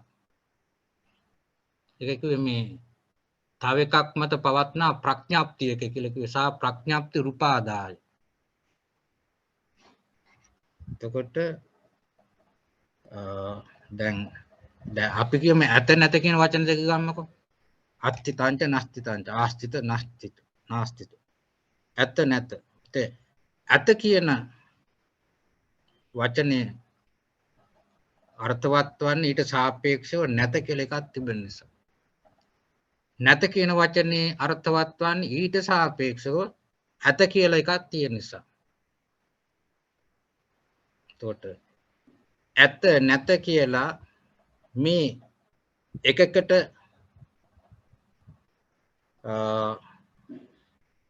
මේ දෙකේට තනි පැවැත්මක් නැහැ. පැවැත්ම තියෙන්නේ මේ දෙකේ එකිනෙකට ප්‍රතිබද්ධ සම්බන්ධතා මත.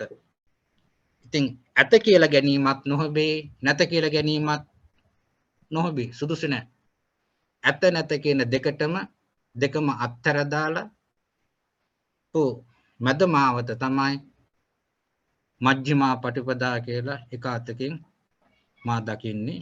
මේ මම තේරුම් ගත්ත ආකාරයට අනුව ඒ අනුව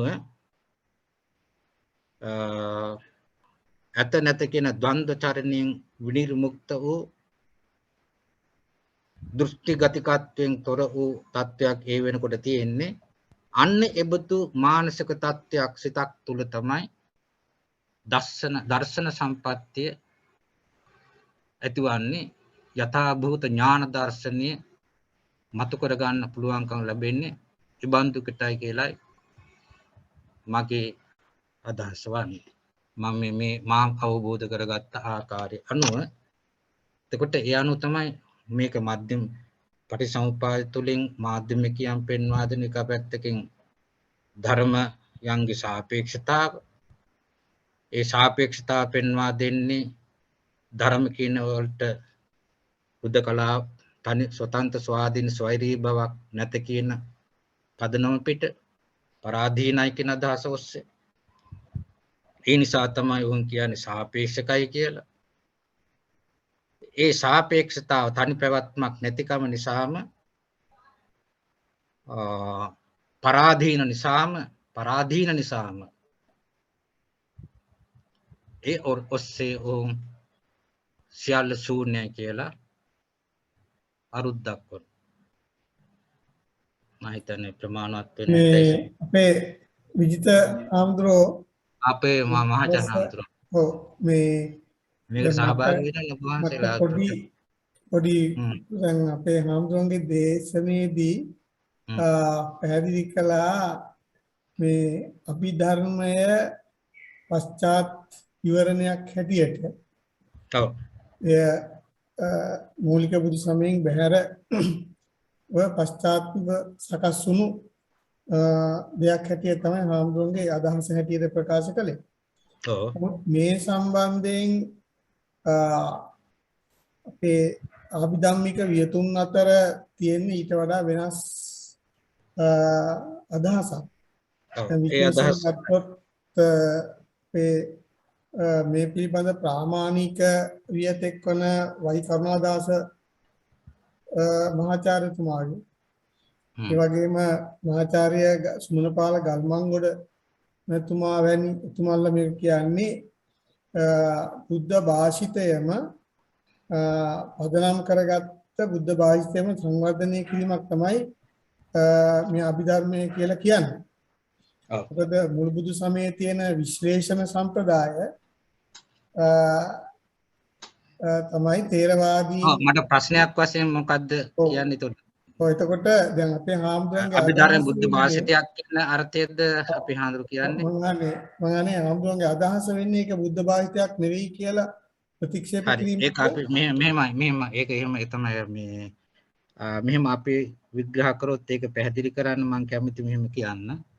ඇත්තටම අභිධර්මය කියන්නේ මනෝවිද්‍යාත්මක පැත්තෙන් ගත්තාම අපේ බෞද්ධ මනෝවිද්‍යාව සම්බන්ධයෙන් තාමත් මුල් බුදු සමයාගත ඒ මනෝ විග්‍රහයන් තව දුරටත් විශ්ලේෂණාත්මකව ඉතා සියුම් ලෙස විග්‍රහ කොට දක්වන තාමත් වටිනා මනෝවිද්‍යාවක් මේ අපේ අභිධර්මයේ තුලින් පෙන්වා දුන් ලබනවා. ඒක කිසිදු සැකයක් නැහැ, විවාදයක් නැහැ. මා කියන්නේ මම නෙවෙයි. මේ සම්බන්ධයෙන් මටත් ඉදිරිපත් කරන්න පුළුවන්. අපි ඔළුව අබේනායක සූරෙන් මෙතුමා වගේ අයත් කියන්නේ පොල්වත්තේ බුදුදත්ත හාමුදුරුවෝ මම හිතන්නේ. ඔව් උන්වහන්සේ සඳහන් කරන්නේ මේ අභිධර්මයේ කියලා කියන්නේ එක අතකින් මහාචාර්ය ඔළුව අබේනායක මෙතුමන් කියන්නේ විද්වත් භික්ෂුන් වහන්සේලා විසින් පසු කාලේ සකස් කරගත්ත ධර්මීය අභිධර්මය. දැන් රිස් ඩේවිඩ් මෙතනියත් කියන්නේ අලුත් ධර්මීය අභිධර්මය කියලා. අලුත් ධර්මීය නව ධර්මීය. දැන් අභිවිශිෂ්ටෝ ධම්මෝ අභිධම්මෝ. අපි තේරවාදී අට කතාවන් විග්‍රහ කරන්නේ අතිශයින් ගැඹුරු ධර්මය අභිධර්මය. එහෙම කියලානේ අපි පටන් ගන්න. ඉතින් ඇත්ත වශයෙන්ම දාර්ශනික පදනම දෙදරා යෑමක් මේ අභිධර්මාගත විග්‍රහ තුලින් සිද්ධ වෙලා තිබෙනවා කියලා වහන්සේලා පිළිගන්නේ නැද්ද? මට ඍජු පිළිතුරක් දෙන්න. අපේ මුල් බුදු සමයාගත දාර්ශනික පදනම අභිධර්මාගත මේ ධර්ම විග්‍රහය තුලින් දෙදරා යෑම සිදු වෙලා නැද්ද කියන ප්‍රශ්නේ මම අහන්න කැමතියි. සමා වෙන්න දැන් ඇත්තටම මේ අභිධර්මයේ බුද්ධ භාෂිතයක්ද නැද්ද යන සම්බන්ධයෙන් අපිට ඒක ඇත්තට වෙනම කතා කරන්න ඕන කාරණේ. සාකච්ඡා කරන්න වෙයි. මම හිතන්නේ මේක තාම විවාදාපන්න මාතෘකාවක්. අපි ඒ නිසා මේ මාතෘකාව මම කතා කරන්නේ ඒක නෙවෙයි. මම කියන්න උත්සාහ කළේ සාමාන්‍ය දැන් මුල් බුදු සමයේ විශ්ලේෂණ සම්ප්‍රදායක් තියෙනවා. විශ්ලේෂණ ක්‍රමයක්. ඔව් මම කිය මුලදී ඒක තමයි මේ ඇත්තටම ඒ විශ්ලේෂණය පදනම් කරගෙන තමයි අභිධර්මයේ ගොඩනැගෙන්නේ. එතකොට එහි මූල බීජය වස්තු බීජය මුල් බුදු සමයේ පදනම් කරගෙන තමයි ගොඩනැගෙන්නේ. ඒක මේ සම්පූර්ණ බුද්ධ භාෂිතයක් නෙවෙයි කියන නොවේයි කියන අදහසේ මමත් ඉන්නවා. ඒක විවාද කරන්නේ. එතකොට මුල් බුදු සමයේ තියෙන විශ්ලේෂණ ක්‍රමය මෙන්න සංශ්ලේෂණ ක්‍රමයක් බුදු සමයේ ඉදිරිපත් කරනවා. ඒ සංශ්ලේෂණය තමයි පටිච්චසමුප්පාදයේ තුලින් මතු කරන්නේ. විශ්ලේෂණය කරන ධර්ම එකිනෙකට විශ්ලේෂණය කරන කේවල වූ ධර්ම නැවත වතාවක් සංශ්ලේෂණය මගින් එකිනෙකට අන්‍යෝන්‍ය වශයෙන් සම්බන්ධ බව, ප්‍රත්‍ය බව පැහැදිලි කරනවා. සංශ්ලේෂණ ක්‍රමය තුළ මේ මාධ්‍යමිකයන්ට පදනම වෙන්නේ මෙන්න මේ බුදු සමයේ මම හිතනවා සංශ්ලේෂණ ක්‍රමය තමයි නාගාර්ජුන හාමුදුරුවෝ පදනම් කරගන්නේ පටිච්චසමුප්පාදේ සාපේක්ෂතාව.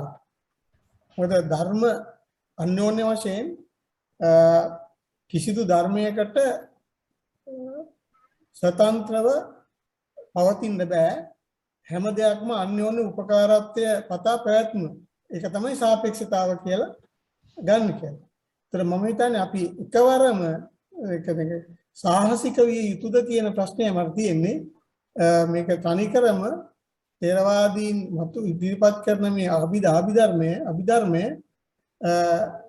තනිකරම තේරවාදීන්ගේ කියන සාහසිකත්වයකට එනවද කියන එක විතරයි මට තියෙන ගැටලුව. නමුත් ඇත්ත වශයෙන්ම අපේ මහාචාර්ය හාමුදුරුවෝ මම සඳහන් කළේ මුල් බුදු සමයාගත කරුණු පදනම් කොට තමයි ඔය තේරවාද අභිධර්ම පමණක් නෙවෙයි පශ්චාත් කාලීන දර්ශනවාද සම්ප්‍රදායන් ගත්තත් ඒ අය කොහොම හරි මූල බීජයක් මුල් බුදු සමය තුලින් අරගෙන තමයි අතුපතර පැතිරිච්ච ශාඛා ප්‍රශාඛා මහ වෘක්ෂයක් බවට ඒ දර්ශන බිහි වෙලා තියෙන කාරණේ අපි දන්නවානේ.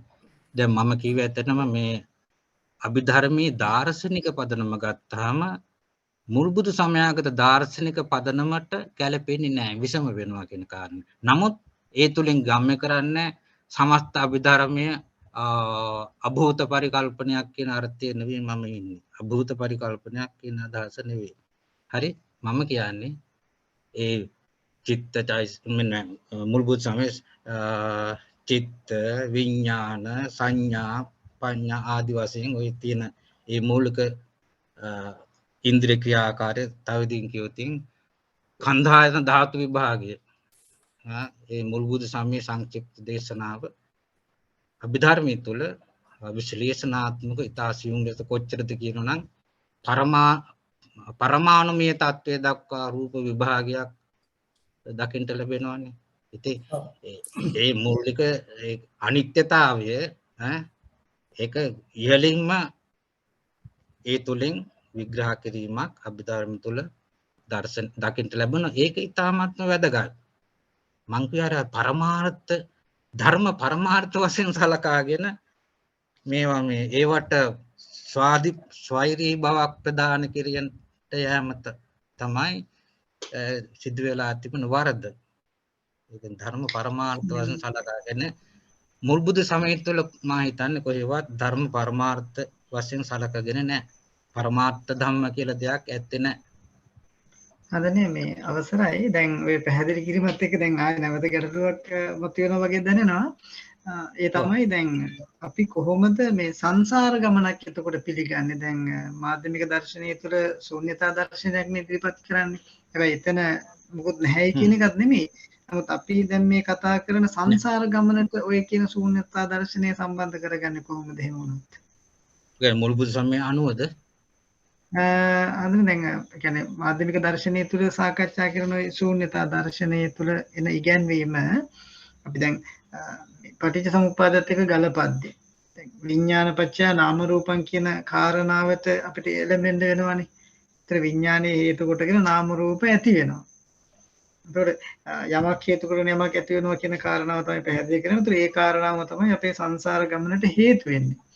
ඒකට අර ශූන්‍යතාව කියද්දී එහෙම මොකුත් සම්බන්ධයක් නැහැ කියලා වගේ අදහසක් එනවද කියලා මම අහන්නේ. සම්බන්ධතාවයක් නැහැයි කියන අදහස ඉන්නේ නැහැනේ. එතන ශූන්‍ය කියනකොටම කෙනෙකුට හිතට එන්නේ හිස් මුකුත් නැහැ කියන අර්ථය. නෑ හිස් කියන අර්ථය නෙවෙයි. එහෙමයි. අන්න එතන චූටි පැහැදිලි කිරීමක් කරලා දෙන්න පුළුවන් නම් හොඳයි. දැන් ගොඩක් අය මේ ප්‍රශ්නේ මෙතන යොමු කරලා තියෙනවා. ඒ මාධ්‍යමික ශූන්‍යතාව කියන්නේ මම නැවතත් සිහිපත් කරන්නේ මේ ඔවුන් කියන්නේ හේතු ප්‍රත්‍යං ජනිත ධර්ම වලට ස්වතන්ත්‍ර ස්වාධීන බවක් නැති නිසා. දැන් මම තවදුරටත් උනනම් කියන්නේ මේ අස්මින් සති දං භවති දීර්ඝේ රස්වං යථාත් සති ඔය විදිහට ශ්ලෝක තියෙනවා. යම්සේ දීර්ඝය දිග ඇති කල්ලි රස්ව නැත්තම් කොට කියන தත්ත්වය පවතිනවා. එසේම මෙය ඇති කල්ලි මෙය වේ. එය හට ගැනීමෙන් මෙය හට ගැනීම වේ. ප්‍රදීපය හේතුවෙන් ආලෝකය හට ගන්නාක් වගේ. එසේම රස්වයක් නැති කල්ලි දීර්ඝයක් ස්වභාවයක් වශයෙන් නොලැබේ. ප්‍රදීපය නූපන් කල්ලි ආලෝකය නොවන්නාක් මෙනි.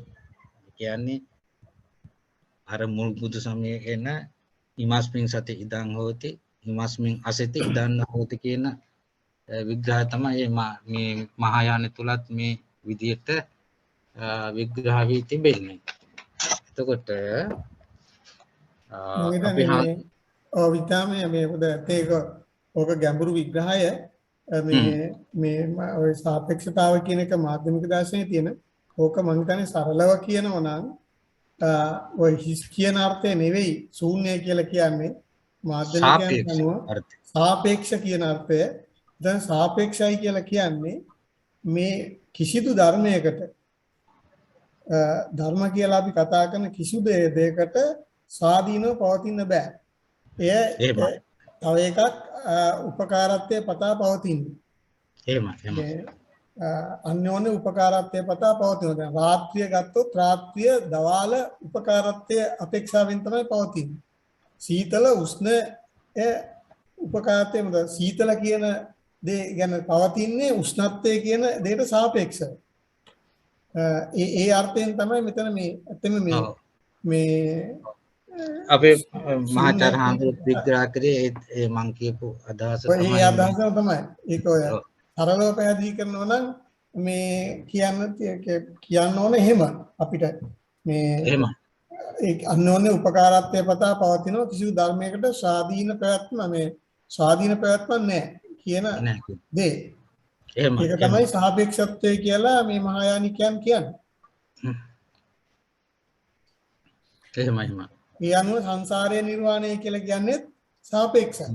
සාපේක්ෂයි. ඔව් සසරට සාපේක්ෂයි නිර්වාණය.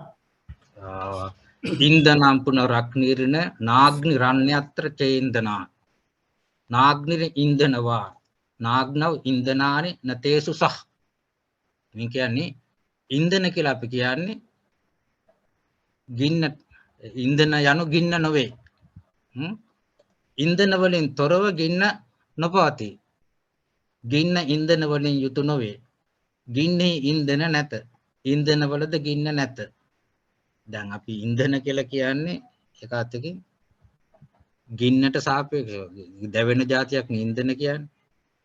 ඉන්ධන ඇති තැන ගින්න තියෙනවා.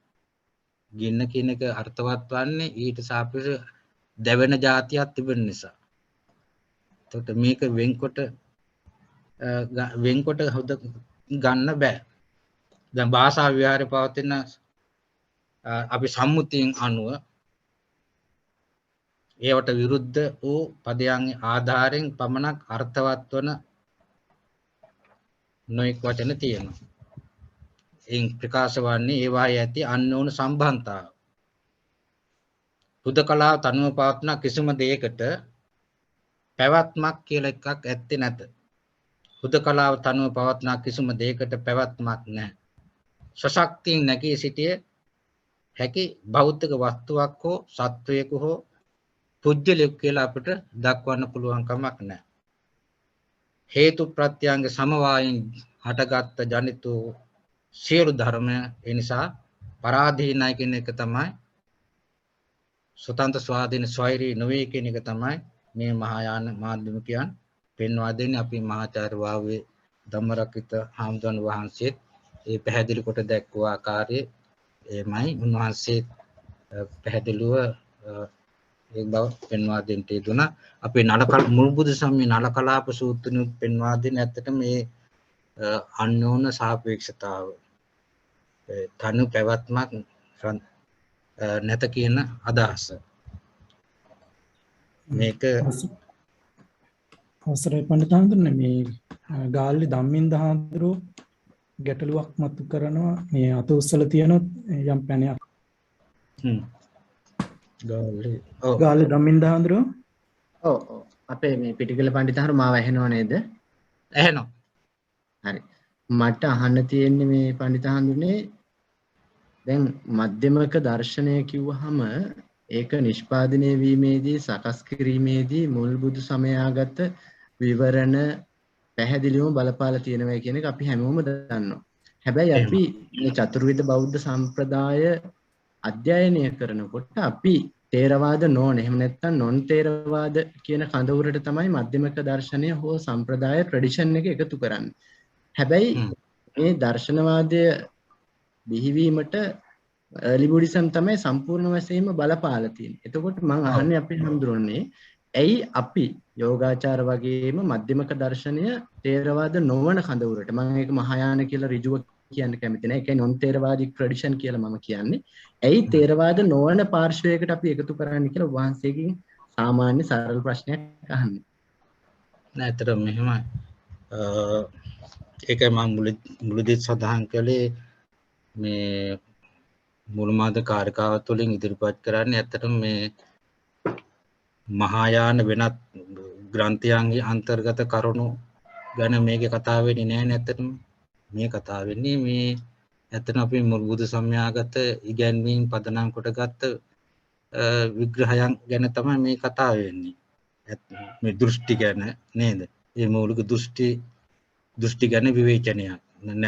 බුදුහාමුදුරු දෘෂ්ටි සම්බන්ධයෙන් දැක්වූ ආකල්පය යමක්ද? ඒ අන්නේ ආකල්පය මතකොට දැක්වීම තමයි ඇත්තටම නාගාර්ජුන පාදන් විසින් කළ තියෙන ඔහුට අවශ්‍ය වුණේ වෙන අලුත් ධර්මයක් අලුත් දර්ශනයක් ලෝකට කියාපාන ඉදිරිපත් කරන්නට නෙවෙයි. තවත් නැත්නම් තව දෘෂ්ටිවාදයක් ලෝකට ඉදිරිපත් කිරීම නෙවෙයි අවශ්‍ය වුණේ ඇත්තටම ඒ බුදුහාඳුරු වදාළ නිර්මල පිරිසුදු පවිත්‍ර ධර්මයේ තිබෙන ඒ හරය සාරය ගැඹුර මතකොට දැක්වීමයි කියන අදහසේ මමත් ඉන්නේ. ඔබ වහන්සේ බොහොම හරි අදහස් කරපු දේ. අපි අර නමුත් ඉතින් අර මේ සම්ප්‍රදායන් අනුව තේරවාදී කොටට මාධ්‍යමිකයන් නෑද එක ගෙට ගන්න අමාරුනේ. ඉතින් ඒගොල්ලෝ වෙන්ව ඉන්නවා. වෙන්ව හිටියත් ඒගොල්ලෝ කතා කරලා තියෙන්නේ අපේ දේ ගැනයි කතා කරලා තියෙන්නේ.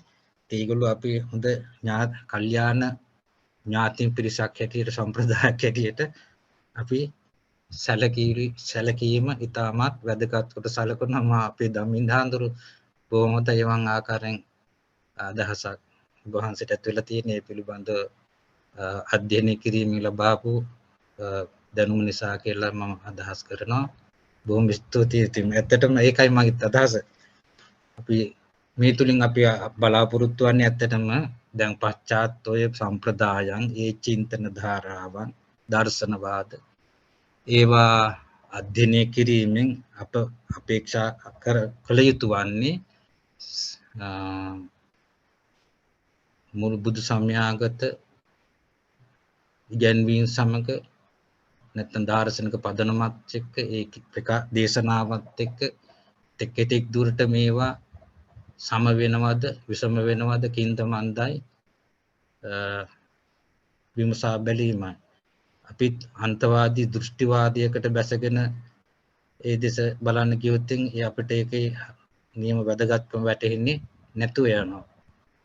මේක මහායාන භීෂණයක් භීතියක් මහායානික වම භීතියක් ඇති වෙන පහු අවුරුදුල අපි දැක්කන්. ඉතින් ඒ ඇත්ත වශයෙන්ම නාගාර්ජුන පාදයන්ට අපි පින් දෙන්න ඕන. මොකද එතුමා මේ බුදුහාමුදුරන්ගේ දේශනා හොඳට කියවලා තේරුම් අරගෙන අවබෝධ කරගෙන ඒ ගැඹුර හොඳින් අවබෝධ කරගෙන තමයි මේ නව දර්ශනය නැත්නම් මේ ඔහුගේ අදහස් පළ කිරීමට යොමු වෙලා තිබෙන්නේ. නැත්නම් ආවට ගියාට නෙවෙයි. හොඳ අවබෝධයෙන් යුක්තවයි. අවසරයි පඬිතුමනි, කන්දේ ගෙදර දීරානන්ද හාමුදුරුවෝ ප්‍රශ්නයක් විමසනවා මුල් බුදු සමය යන්නේහි හරිම තේරුම කුමක්ද කියලා. ඔව් ඒක ඇත්ත වශයෙන්ම මම මේ මාතෘකාවෙන් මේ පළවෙනි දේශනේ කරන්නත් හිතුවා. මුල් බුදු සමය කියන්නේ මොකක්ද කියලා හඳුන්වා දීම සඳහා. නමුත් මේ මාතෘකාව ඒ පසකට දාලා මම මේ තොරගත්තේ. එතන early Buddhism කියලා අපි හඳුන්වන්නේ ඒ මුල් බුදු සමය. කෙටි කොට කිව්වොත් මෙහෙමයි. හදන්නේ මේ කැමරාව ඕෆ් වෙලා චුට්ටක් ඔන් කරගන්න පුළුවන් නම් හොඳයි නේද? ඒ කියන්නේ ඇහෙන්නේ නැද්ද? ඇහෙනවා මේ රූපේ පේන්නේ නැහැ. එහෙමයි. මට නම් පේන මගේ රූප මේක. කො බලන්න කොහෙන්ද? නෑනේ. ඕෆ් වෙලා නෑනේ. සෙල් එක මුදුල පේනවද? එහෙමයි. පේනවා අපිටත් පේනවා. ශබ්දෙත් ඇහෙනවද? එහෙමයි. අපිට හොඳට පේනවා හොඳට ඇහෙනවා. තරම් සතුටුද එහෙනම්. ඔව් හරි. දැන් ඇත්තටම මේ කෙටි පිළිතුරක් දෙනවා නම් ඒ සම්බන්ධයෙන් මොකද වෙනුම අපි පීඨාධිපතින් වහන්සේට යොමු කරන්න කැමති. ඒක අපි වෙන මාතෘකාවක් යටතේ ඉදිරි යොදා ගන්නවා නම් හොඳයි. ඒ සාකච්ඡාව සඳහා දැනට අපි කෙටියෙන් කියනවා නම් ධර්ම විනය පළමුවෙත් බුදුහාඳුරු වදාළ ධර්මයක් විනයක් ප්‍රථම සංගායනාවේ සංඥාන උනෙත් ඔය ධර්ම විනයනේ. එතකොට විනය සම්බන්ධයෙන් අපේ වෙනත් බෞද්ධ සම්ප්‍රදායන් දෙක ගන්නකොට සාම්‍ය කොට බොහෝසෙන් සමාන කොට සැලකනවා. ධර්මයේ සම්බන්ධයෙන් ගත්තාම දීඝනිකා මජ්ක්‍ධිමනිකා සංයුත්නිකා අංගුත්තර කුද්දක නිකාය පහක් ගැන අපි පිළිගැනීම තියෙනවානේ. කුද්දක නිකාය. ඒ අතුරින් කුද්දක නිකාය සම්බන්ධයෙන් තමයි මේ විද්වතුන් අතර ගැටලු ප්‍රශ්න ඇති වෙලා තිබෙන්නේ. එහි ප්‍රාමාණිකත්වය පිළිබඳ ගැටලු තමයි විද්වතුන් අතර පවතින්නේ. මොකද කුද්දක නිකායාගත අන්තර්ගත ග්‍රන්ථ ප්‍රමාණය පිළිබඳව විද්වතුන් අතර මතභේද සම්ප්‍රදායන් අතර පිළිගැනීම් අතර මතභේද තියෙනවා. ඉතින් ආගම් වශයෙන් ගත්තාම අපි නිකාය වශයෙන් ගත්තාම 5ක් ගැන කියනවා. නමුත් ආගම කියන වචනේ භාවිතා කළ තියෙන අතන් සම්ප්‍රදායන් නිකාය කියන වචනේ වෙනුවට ඒ අනුව චතුරාගමයක් ගැන කියන්නේ. දීර්ඝාගම, මධ්‍යමාගම, ඒකෝත්තරාගම, අංගුත්තර නිකායට කියන ඒකෝත්තරාගම, මධ්‍යමාගම. නමුත් ශුද්‍රකාගමක් කියලා එකක් ඇත්තේ නැහැ. ඒක තමයි කියන කුද්දක නිකාය කියන එකක් සඳහන් කරන්නේ චතුර් ආගමයක්. මුල් නිකාය ග්‍රන්ථ හතර තමයි ඒ දේශනා තමයි ඒ එතන සම්ප්‍රදායන් පිළිගෙන තියෙන්නේ. ඉතින් කුද්දක නිකාය සම්බන්ධයෙන් මතභේද පවතින කියලා කියන්නේ දැන් බුද්ධඝෝස හාමුදුරුවෝ ඒකට දක්වන ටපිත්වා චතුරෝපේතේ නිකාය දීඝමාදිකේ තදඤ්ඤං බුද්ධ වචනං නිකාය කුද්දකෝ මතු. ඉතින් ඒ කියන විග්‍රහයත් ශාස්ත්‍රීය බවක් නැහැනේ. කියන පැහැදිලිනේ. මක් නිසාදයක් කුද්දක නිකාය කියලා ඔහු සඳහන් කරන්නේ තදඤ්ඤං බුද්ධ වචන. අර මුල් නිකාය ග්‍රන්ථ හතරට අයත් නොවන යම් බුද්ධ වචන වෙද්ද ඒ සීල බුද්ධ භාෂිතෝ කුද්දකෝ මතෝ කුද්දක නිකාය කියලා දැනගන්න කියලා කියන්නේ. එහෙම කියලා ගත්තොත් සමහත් අභිධර්ම පිළිගන්න සමහත් අභිධර්ම පිටකෙම මේ කුද්දක නිකායට දාන්න සිද්ධ වෙනවා. ඇයි? ඉතිරි දේශනා සියල්ලම කුද්දක නිකායට අයත් වෙන්නේ. සමහත් අභිධර්ම පිටකය. ඊළඟට ඔය පිළිගන්න කුද්දක නිකායේ ගත ග්‍රන්ථ 15ක් කියලා පිළිගන්නවා. අපි 15ක් පිළිගන්නවා. නමුත් හැම බෞද්ධ සම්ප්‍රදායක්ම 15ක් පිළිගන්නේ සමහර අය 7යි 8යි ඒ වගේ ප්‍රමාණයෙන් පිළිගන්නේ. එතකොට බුද්ධඝෝස හාමුදුරන්ටත් අටුවාචාර්යන් වහන්සේටත් මේක විග්‍රහ කරන යාමේදී අමාරු වැටීමක් සිද්ධ වෙලා තිබෙන බවයි මේ පැහැදිලි වන්නේ. කියන්නේ පැහැදිලිව විග්‍රහ කිරීමක් කළා නැහැ. අනික දීර්ඝනිකාය කියලා දීඝනිකාය කියන්නේ දීඝප්පමාන සුත්තන්ත. දීඝ සූත්‍ර තියෙන නිසා දීඝනිකාය කියුවා මධ්‍යම ප්‍රමාණ මජ්ජුනික කියුවා ඒ වචනාර්ථය සලකගෙන ඒවට නම් තිබුණා නම් කුද්දක නිකාය කියනකොට කුද්ද කියන කුඩා කියන එකනේ. එහෙනම් පුදුම නිකාය ග්‍රන්ථ නිකාය වෙන්නේ බෑ කුද්දක නිකාය.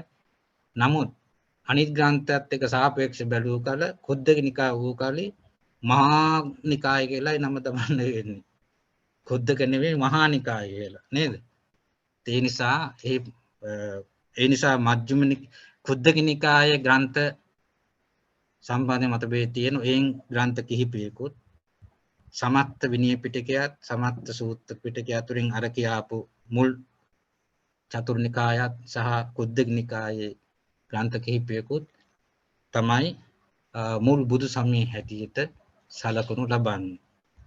එතකොට අභිධර්මයට ඇතුළත් නොවේද කියලා කෙනෙක් අහන්න පුළුවන්. ඉතින් ඔය ගැන අපේ විද්වතුන් අතර මතභේද පවතින බව දන්නවනේ. ඒ කියන්නේ සමහර අය කියනවා අමුතුවෙන් සඳහන් කළ යුතු නැහැ ධර්මයේ තුලම අභිධර්ම සංග්‍රහ වී තිබුණා.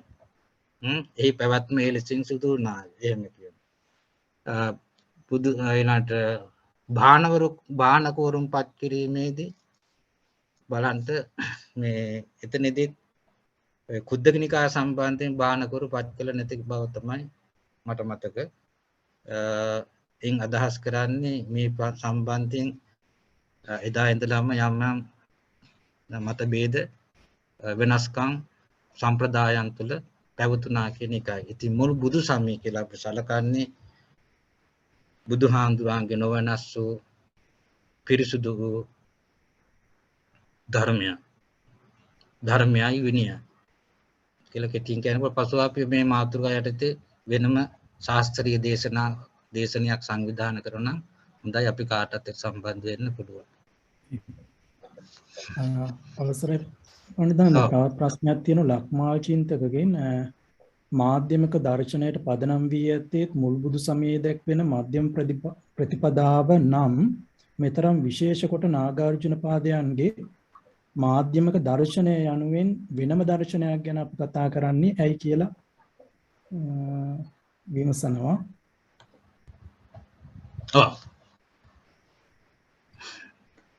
වෙලා තියෙන ඉතින් මේක ඉදිරිපත් කළේ බුදුහාමුදුරු පිරිනුවම් පාල වර්ෂ ගානක් ගියාට පස්සේනේ මේ නාගාර්ජුන පාදයන් වහන්සේ මේ දර්ශනයක් ඉදිරිපත් කරනවා. ඔහු 아무තු දෙයක් ඉදිරිපත් කරන්නේ ඔහු ඇත්තටම ඒ බුදුහාමුදුරු මූලික දේශනා පදනම් කොටගෙන තත්කාලීනව පැවති ඇත්ත වශයෙන්ම දුරු මත, මිත්‍යා මත, වැරදි මත මතනය කොට බුදුහාමුදුරන්ගේ දේශනාවන් මණ්ඩනය කොට දැක්වීමයි, මතු කොට දැක්වීමයි ඔහුගේ ඒකායන අභිප්‍රාය උනේ කියලා මට සඳහන් කරන්න පුළුවන්. ඉතින් වෙනම දක්වන්නේ ඉතින් පසු කාලිනව ඇතුවන සම්ප්‍රදායක් ඉදිරිපත් කරපු අදහසක් නිසා.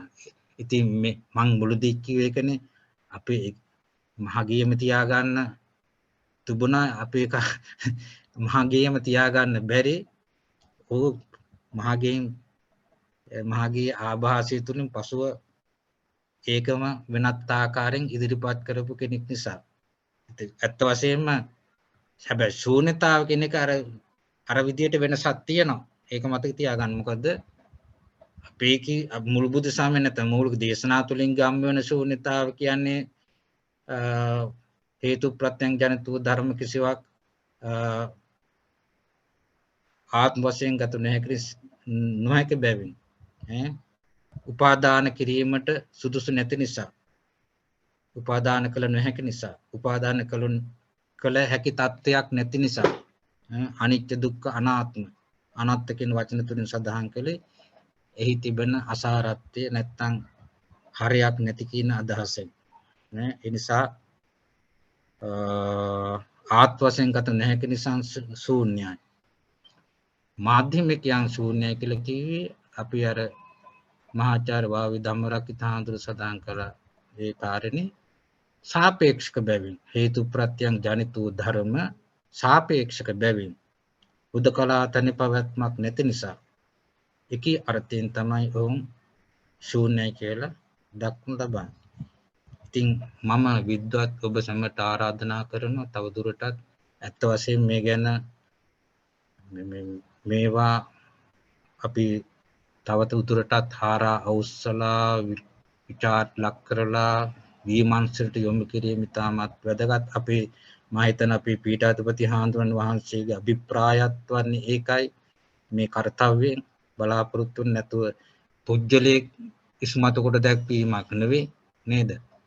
අපි කාගේ කාර්යභාරය අපි ශාස්ත්‍රීය ලෝකේ නැත්නම් විශේෂයෙන්ම බුදුදහම සම්බන්ධ බෞද්ධ දර්ශනය සම්බන්ධයෙන් වගකිව යුත්තෝ වශයෙන් ඔබ අප සැමදෙනාගේම අභිප්‍රාය යුතුවන්නේ මේ අපි එකිනෙකනා අදහස් වමාරු කර ගනිමින් සැබෑ සත්‍ය කුමක්ද කියලා එතෙන්ට යෑමයි.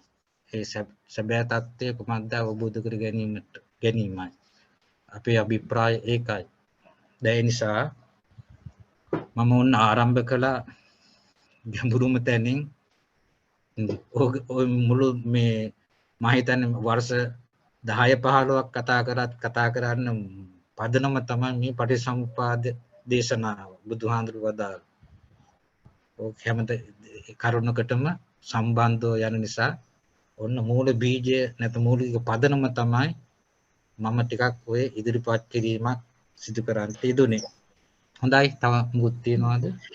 එහෙමයි මේ ආචාර්ය හම්දුනේ දැන් මම හිතන අපිට දැන් තියෙන කාලය අවසන් වෙගෙන යන්නේ සහ අපි මේ වෙනකොට ඉතාමත්ම ගැඹුරුම මාතෘකාවක් තමයි සාකච්ඡා කරමින් ආවේ. ඉතින් බුදුදහමේ තියෙන ගැඹුරුම මාතෘකාව වහන්සේ තෝරා ගැනීම පිළිබඳවත් ඒ වගේම මේ වැඩ දේශන මාලාවේ ප්‍රථම දේශනයේ සිදු කිරීම සඳහා සිදු කරන ලද ආරාධනාව බාර ගැනීමත් පිළිබඳව අපි ඉතාමත්ම අපේ ප්‍රසාදයේ ගෞරවය නමස්කාරය වහන්සේට පිරිනමනු ඇත්තටම විශේෂයෙන් බෞද්ධ බාල විශ්වවිද්‍යාලයේ බෞද්ධ දර්ශන අධ්‍යයන අංශයේ අංශාධිපතින් වහන්සේ හැටියට වහන්සේ විසින් සිදු කරන ලබන මේ කාර්ය පිළිබඳව. ඉතින් විශේෂයෙන් අපි වහන්සේට මේ අවස්ථාවේදී නිදුක් නිරෝගී සුවය චිරජීවනයේ ප්‍රාර්ථනා කරන වහන්සේගේ අධ්‍යයන පරිශ්‍රණ කටයුතු තවදුරටත් සිදු කරගෙන යන්නට, ඒ වගේම අපට අවශ්‍ය කරන දැනුම අවබෝධය ලබා දෙන්නට අවශ්‍ය කරන ශක්තිය ධෛර්ය නිදුක් නිරෝගී භව වහන්සේට ලැබෙන්න කියන එක අතරම අපි ඔබ වහන්සේව හඳුනාගෙන හිටියට වඩා ගැඹුරින්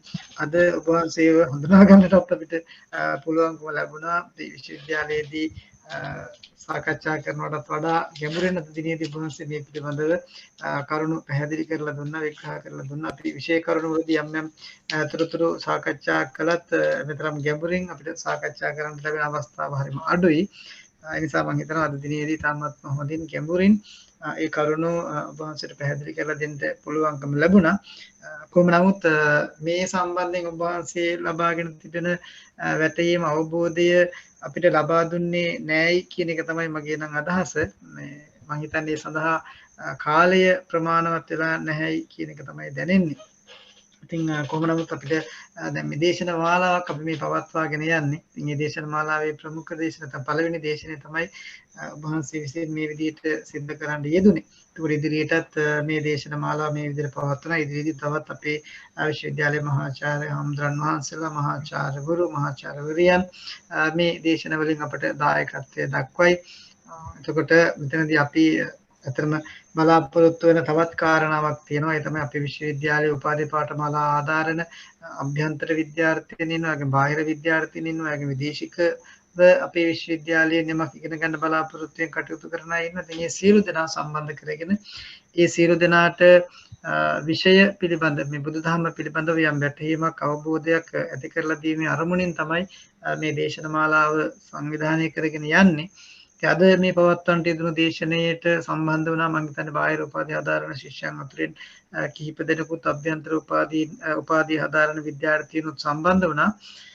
ඉතින් ඒ සියලු දෙනාට මේ වෙලාවේ මට සිහිපත් කරන්න තියෙන්නේ මේ සඳහන් කරන්න දෙන මාතෘකාව ඔබට තිබෙනවා නම් මුල් බුදු සමයේ මූලික ඉගැන්වීම් කියලා විෂය පත්‍රයක්. අන්න ඒ විෂය පත්‍රයටත් මේ මාතෘකාව අදාළ වෙනවා. මොකද ගොඩක් අය මේ සම්බන්ධයෙන් ප්‍රශ්න කරලා තිබුණ නිසා මම මේ කියන්නේ. ඒ වගේම මහායානය සම්බන්ධයෙන් මාධ්‍යමික දර්ශනය, ඒ වගේම ශූන්‍යතා දර්ශනය වැනි මාතෘකා යටතේ යම් තැනකදී සාකච්ඡා වෙනවා නම් යම් විෂය පත්‍රයකදී සාකච්ඡා වෙනවා නම් අන්න ඒ සඳහාත් මේ කරුණු ඔබට අදාළ කරගන්න පුළුවන් වෙනවා. ඉතින් ඒ වගේම උන්වහන්සේගේ දේශන වලටත් සම්බන්ධ වෙලා තිබෙනවා නම් මේ පිළිබඳ ගැඹුරු අවබෝධයක් ඔබ මේ වෙන විටත් ලබලා ඇති. කොහොම නමුත් බුදුදහම පිළිබඳව බුදුදහමේ මූලික හරය වෙන පටිච්චසමුප්පාදයේ පිළිබඳව යම් ආකාරයක වැටහීමක් අවබෝධයක් ඇති කරගන්නට අද දිනේදී පුළුවන්කම ලැබුණා කියලා අපි විශ්වාස කරනවා. ඉතින් අපි ඒ දේ තමයි ඔබට ලබා දෙන්නට බලාපොරොත්තු වෙන්නේ. ඉතින් විශේෂයෙන් අද නැවත වතාවක් ඔබ වහන්සේට පුණ්‍යානුමෝදනා පූර්වක ස්තුතිය ගෞරවය නමස්කාරය මේ අවස්ථාවේදී පිරිනමනවා. ඒ වගේ විශේෂයෙන් අද ඊටමත්ම කාර්යබහුල විවේකී දිනයක් වුණත් විශ්වවිද්‍යාලයේ හැමදෙනාටම අදත් යම් ආකාරයකින් කාර්යබහුල දිනයක් බවට පත් වෙලා තිබෙනවා. මොකද දේන්ද්‍ර විවිධ රැස්වීම් තිබුණු නිසා ඉතින් ඉවම් අවිවේකී තත්ත්වයක් තිබෙද්දීත් අපේ විශ්වවිද්‍යාලයේ ගෞරවර මහෝපාද්‍යයන් වහන්සේ මේ දේශනය සඳහා සම්බන්ධ වුණා. උන්වහන්සේත් මේ දේශනයට සම්බන්ධ වෙලා මේ දේශනය අවසන් වන තෙක්ම අපිත් සමග රැඳී සිටිනවා. ඒ නිසා මේ වැඩසටහන සම්බන්ධ මේ දේශන මාලාව සම්බන්ධයෙන් උන්වහන්සේ දක්වන උනන්දුව පිළිබඳවත් විශේෂයෙන් අපේ ගෞරවය නමස්කාරය මේ අවස්ථාවේදී පිරිනමනවා. ඒ වගේම බෞද්ධ දර්ශන අධ්‍යනාංශයේ මහාචාර්ය වාව්‍ය ධම්මරක්කිත හාමුදුරුවෝ සම්බන්ධ වුණා. උන්වහන්සේට අපේ නමස්කාර පූර්වක ස්තුති පිරිනමනවා. ඒ වගේම පුරාවිද්‍යා අධ්‍යනාංශයේ මහාචාර්ය යමුනා හේරත් මහත්මිය සම්බන්ධ නම් ගොඩක් අය සම්බන්ධ නම් මම මේ ඇත්තටම මට විтин විතර දැක ගන්න දැනගන්න පුළුවන් අය පිළිබඳව තමයි මම මේ කෙටියෙන් සිහිපත් කරන්න දෙන්නේ. ඉතින් මේ විදිහට මේ වැඩසටහන සර්ව ප්‍රකාරම සාර්ථක කරගන්නට සහාය ලබා දෙන සෑම දිනාටම නමස්කාර අපි ස්වාමීන් වහන්සේලා භික්ෂුන් වහන්සේලා හැම දිනාට නමස්කාර පූර්වක ස්තුතිය ගෞරවය මේ අවස්ථාවේදී පිරිනමනවා. ඉතින් ඒ වගේම අනිකුත් විද්වතුන්ට විද්‍යාර්ථීන්ට විශේෂයෙන් අපේ ප්‍රසාදය මේ අවස්ථාවේදී පිරිනමනවා. ඉතින් මේ වැඩසටහනේ සමායෝජක වශයෙන් කටයුතු කරන්නේ බෞද්ධ සංස්කෘතිය අධ්‍යයනාංශයේ කතිකාචාර්ය සෙල්ලගත්තගම ඥානාලංකාර හාමුදුරුවෝ. උන්වහන්සේ අවසාන වශයෙන් අදහස් දැක්වීමක් සිදු කරයි. ඒ සඳහා සෙල්ලගත්තගම ඥානාලංකාර හාමුදුරන්ට ආරාධනා කරනවා. මේ ඊට ඉස්සෙල්ලා මට සුට්ටක් දෙනවද අවසර මේ ඇත්තටම මේ මගේ දෙසුම සඳහා නැත ප්‍රථමකම මියංගු ශාස්ත්‍රීය වැඩමුළුවක් සම්මන්ත්‍රණ මාලාවක් ආචාර්ය බෞද්ධ අධ්‍යයන පීඨයේ පීඨාධිපතින් වහන්සේ වශයෙන් ඔබ වහන්සේ ආරම්භ කිරීම පිළිබඳව ඇත්ත වශයෙන්ම වචනින් කියන්න බැරි තරම් මට මහා සතුටක් තියෙනවා. ඇත්තටම මේ ඔබ වහන්සේට බොහොම පින් බොහොම ස්තුතියි. ඔබ වහන්සේ මෙවන් කාර්යයකට ගියත් කිරීම පිළිබඳව අපේ ආචාර්යවරු වශයෙන් අපේ දැනුම අවබෝධය අලුත් කරගන්න වඩා දියුණු කර ගැනීමට හැම දිනාටම මේ තුලින් හැකියාව ලැබෙන නිසා ඔබ වහන්සේට විශේෂ ස්තුතිය පළ කරන අපේ විශේෂයෙන් මහෝපාද්‍යයන් වහන්සේ බොහොම ස්තුතියි. ඔබ වහන්සේගේ අනුශාසනා පරිදි මේ සියල්ල කටයුතු සිද්ධ වෙනවා. සහ සම්බන්ධ වූ විශේෂයෙන් වාව්‍ය ධම්මරක්කිත අපේ මහාචාර්ය හඳුනන වහන්සේ ප්‍රමුඛ කොටගත් සියලු දෙනාටම සම්බන්ධ වූ අපසංග වචන මේ අදහස් වමාඩු කර ගැනීමට විශේෂයෙන් යොමු වීම පිළිබඳව හැම දිනාටම ස්තුතිය මගේ පළ කරන්න කැමති හැම දිනාටම බොහොම ස්තුතියි. හොඳයි. ස්තුතියි. අවසාන වශයෙන් මේ දේශනේ අවසන් කිරීමට ප්‍රථමයෙන් මේට සම්බන්ධ වෙච්ච